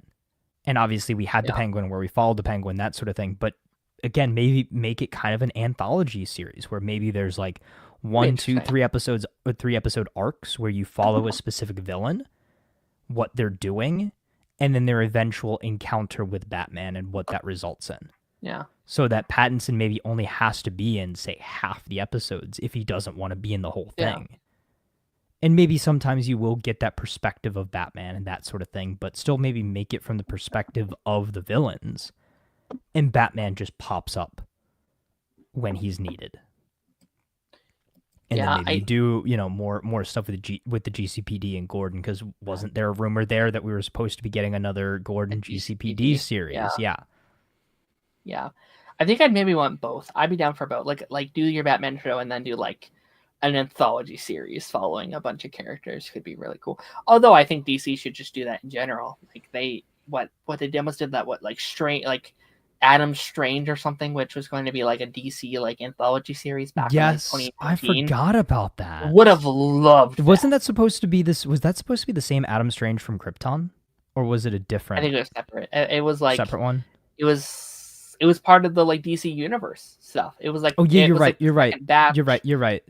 It was that eventually but they eventually put Krypton on the DC streaming service, I think, before not as an original. No, not as an original. No. But I think after it aired on, what was it, Sci-Fi or something? That's true.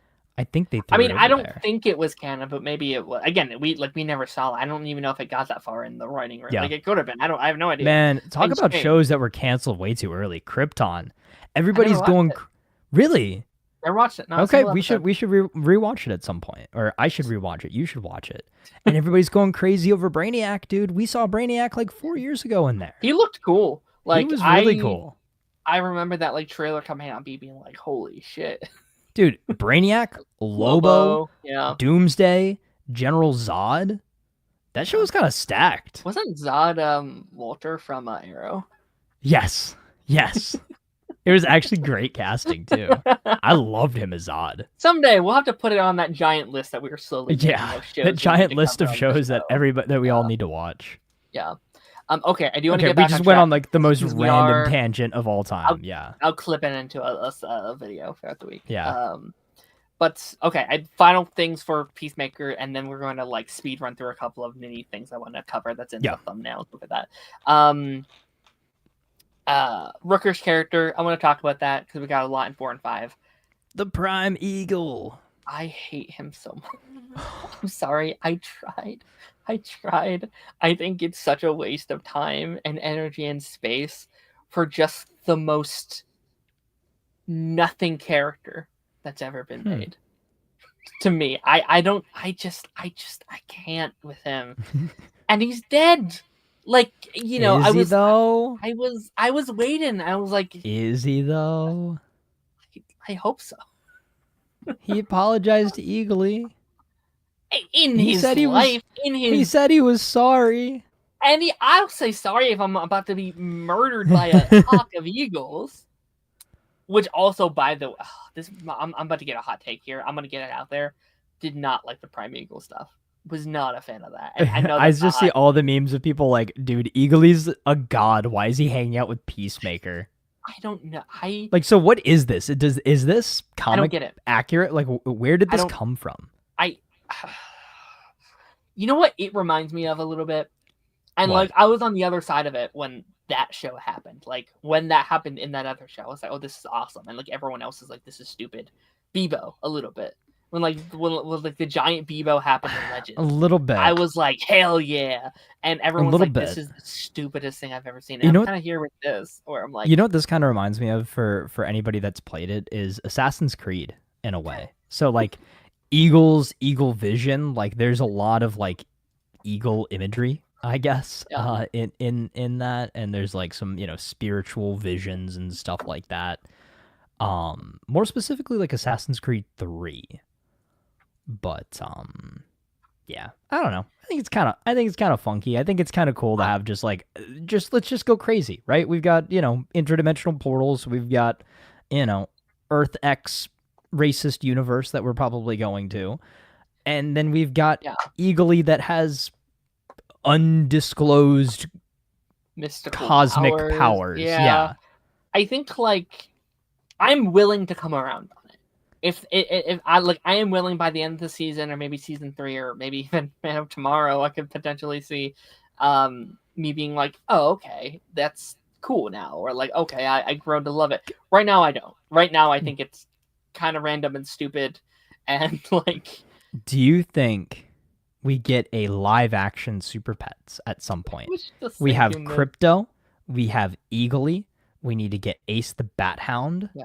Let's just do a crazy multiversal crossover and bring Scooby-Doo over. Lantern Squirrel. Yes. Streaky the cat. Yeah. The Red Lantern cat. Yeah.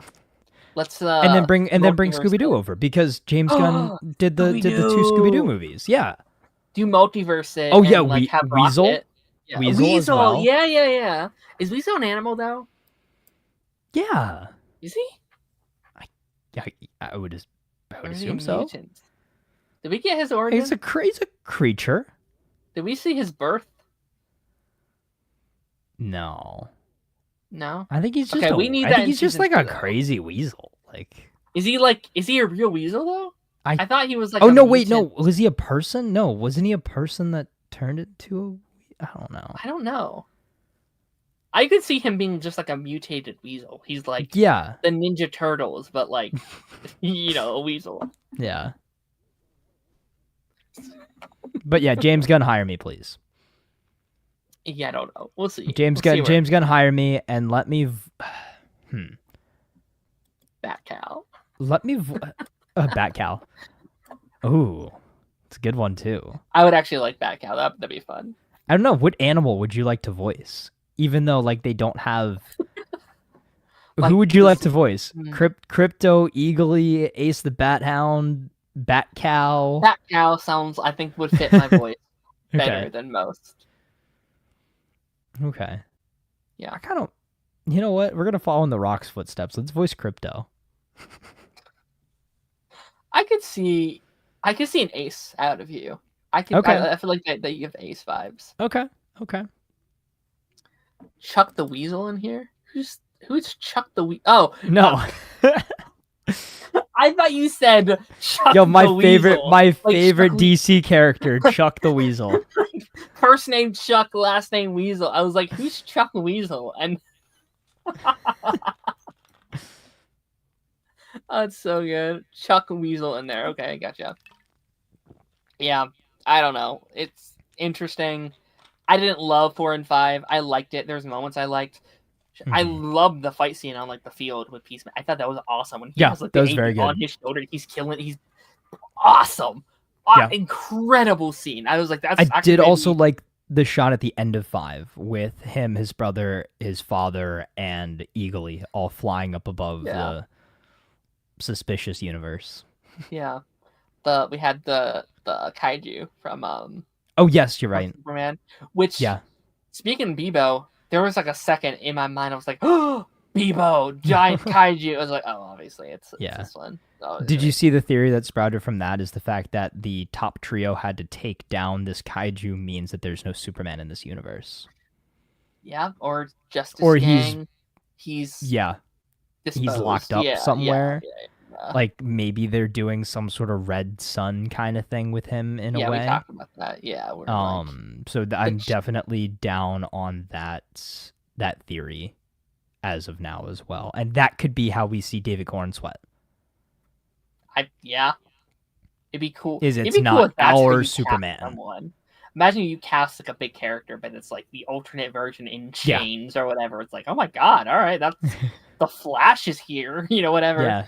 Grant Gustin is in a cage. It's crazy. Yeah. Okay.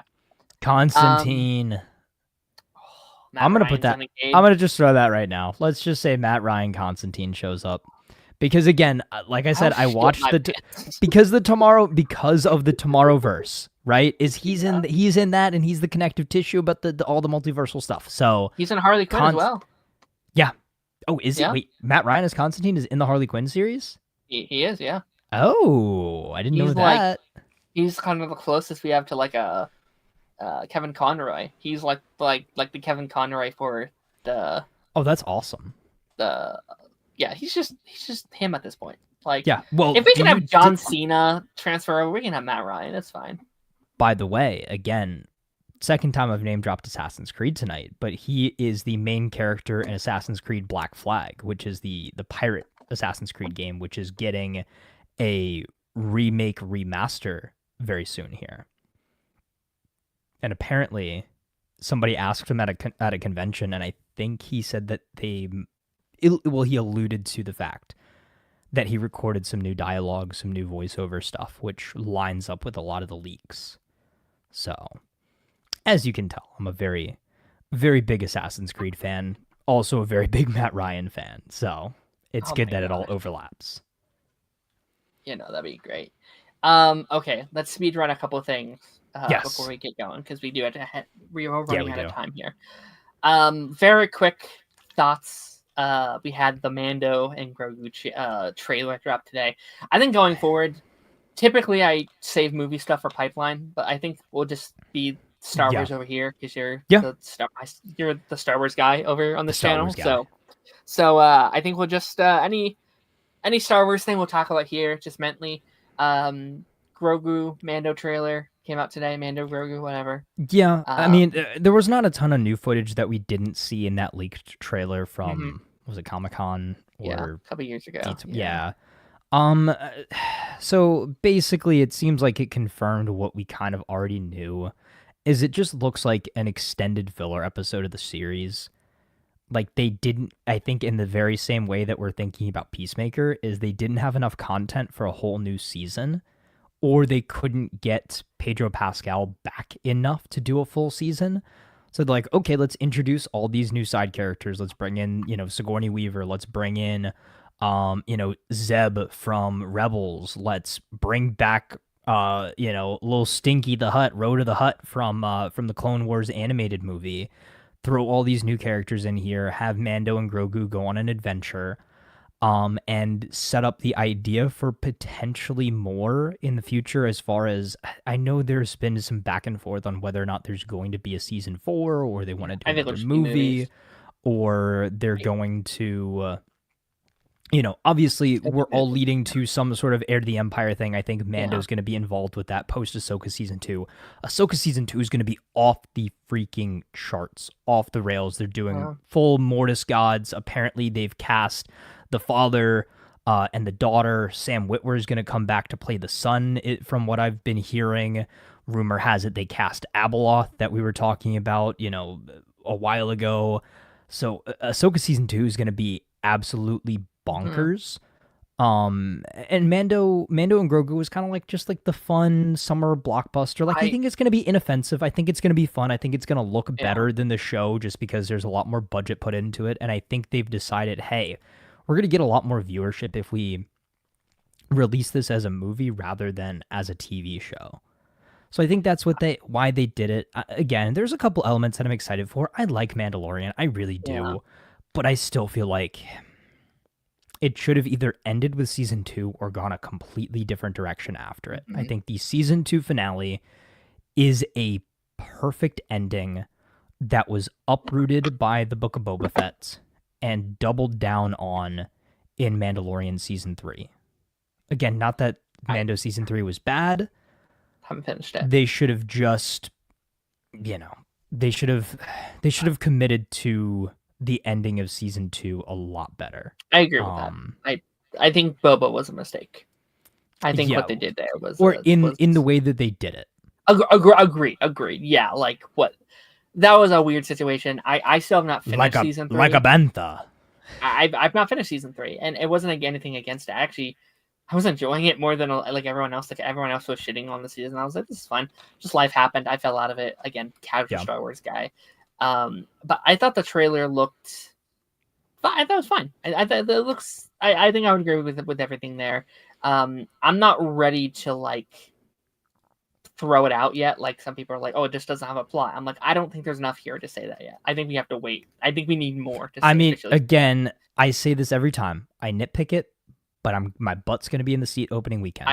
Me too. Like, me too. I haven't seen. You know I've been saying this. I haven't seen a ton of movies recently outside of Superman, and I actually just saw Thunderbolts. Absolutely loved it. Finally got a chance to sit down and watch it on Disney Plus. We'll have to talk about it more when we have time. Amazing. I think it is the best Marvel movie since Guardians 3, maybe. I agree. Yeah. Well, we'll have to talk about that a bit more when we've got time. Yeah, but I mean, with this, I'm going to be in there opening weekend for sure because it's Star Wars. Star Wars, and I love it. It's 100% a Bob Iger thing. I've said this for like a year now. Is like when he came back, it was like, okay, what are our biggest IPs? Like what do we have cooked? It's like, well, we have a Moana sequel. Okay, cool. It's a TV show on Disney Plus. Get that in the theater. Okay. Well, we have a new live action reboot. Those make money. Okay, cool. Lilo and Stitch going to streaming. Get that in theaters. What's our biggest Star Wars thing right now? Well, Mandalorian TV show. Get that in the damn theater. It was all about getting these in the theaters, and I think that's what this was. Getting this in the theater. I do not think we're ever going back to season 4. I think we are slowly weaning out those TV shows outside of the animated stuff. I could see them going back to full animation, and then everything Star Wars is back in theaters by like 2028, 9 kind of stuff. This is the way. That's not what he says. This is the way. Okay. This is the way. I don't know what that character is.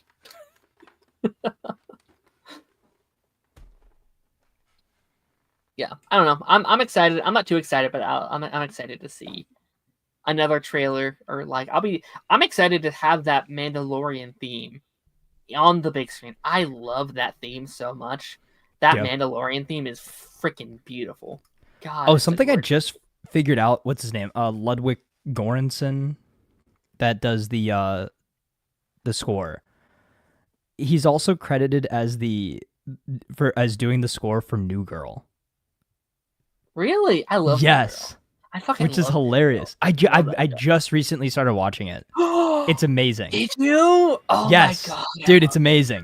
Isn't I love it, dude. I love it. Shows. It's in my S tier shows. I love New Girl. I've been watching it very much so out of order. So like my roommates have been like watching it. They're like, "Oh, watch this episode. Like watch this episode, watch this episode." Like we've been like skipping seasons and stuff like that. Are you going to start from the front eventually, or are you just So I've seen the first, I think I saw like the first like 5 or so episodes, and then they were like, "Oh, season 1's not that great. Let's go to season 2." And now we've been watching season 2 in order, but I'm definitely going to go back and watch the whole thing. And my one roommate will not watch the final season. Interesting. I like the final season. It's good. So, I don't know, but like I've been really enjoying it actually. And I just keep hearing Peter B. Parker. Oh, he is so good. He has a podcast now. He really? does like call-in show. Yeah, like people ask him for like advice, and he gives his like silly interesting. Advice. Yeah, it's like that's cool. Person. Yeah, it's cool. Okay, final thing, and then we will wrap this up because I was supposed to get you out of here like 20 minutes ago. That's okay. That's okay. It's a good discussion. New show came out this week, and I'll be very, very quick on this because I want to get you out of here. Knights of Guinevere came out on YouTube, actually, over on Glitch TV this week. Now, this is one of my more anticipated shows of 2025 because it's from Dana Terrace, who did The Owl House over on Disney Channel. And this was one of those situations where weren't treated the best over on Disney Channel due to just censorships and how things were being run, and it being one of the first big queer characters on the network and the first queer kiss on Disney Channel history, and like a lot of that kind of vibes. Big, they're actually very popular show. It's actually genuinely a fantastic show. It's really, really good. And I was like, I'll watch whatever you do next. I'll sit here and watch whatever you do next. Opened up to like 6 million views on YouTube this week, or like in the first 24 hours.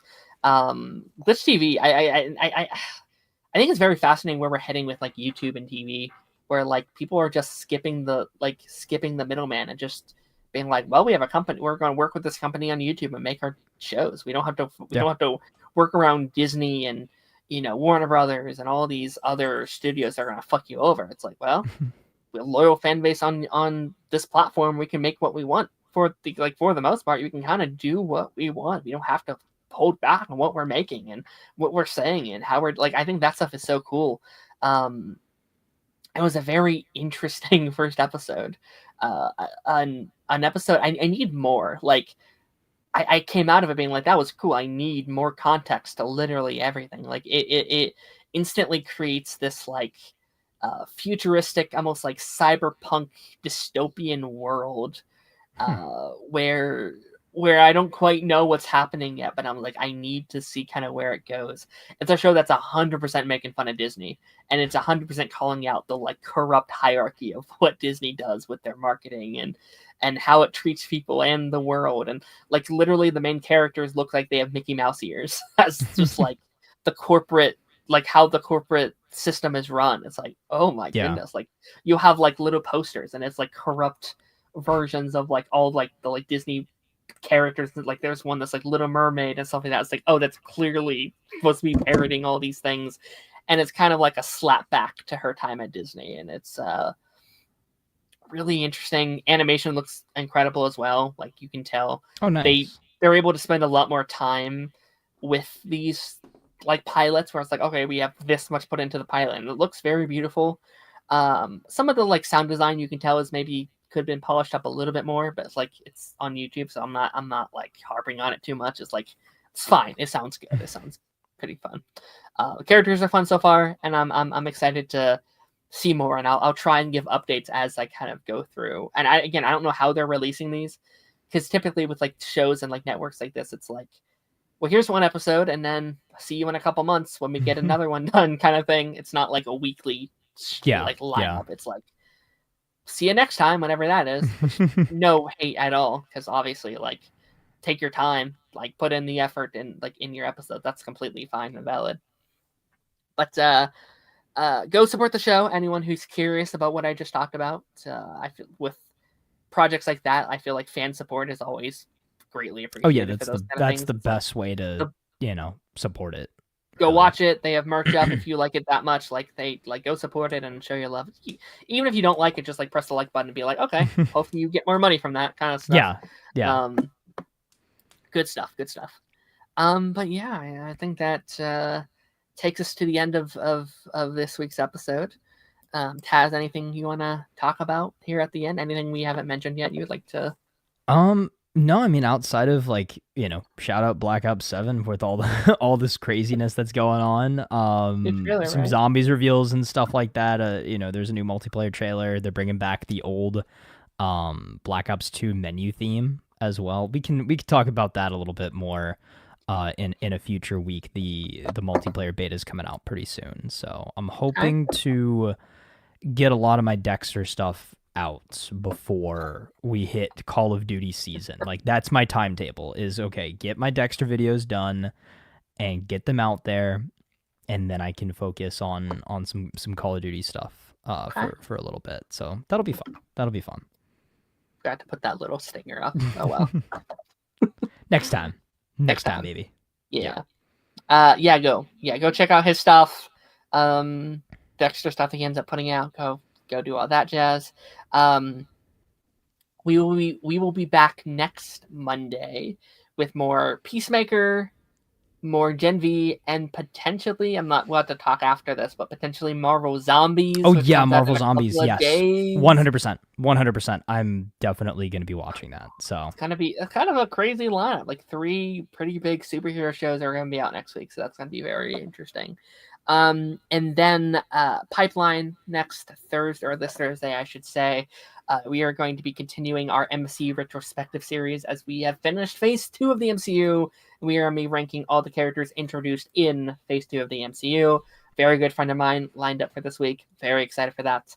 And thanks everyone for watching, and I'll catch you guys on the flip side. Bye-bye.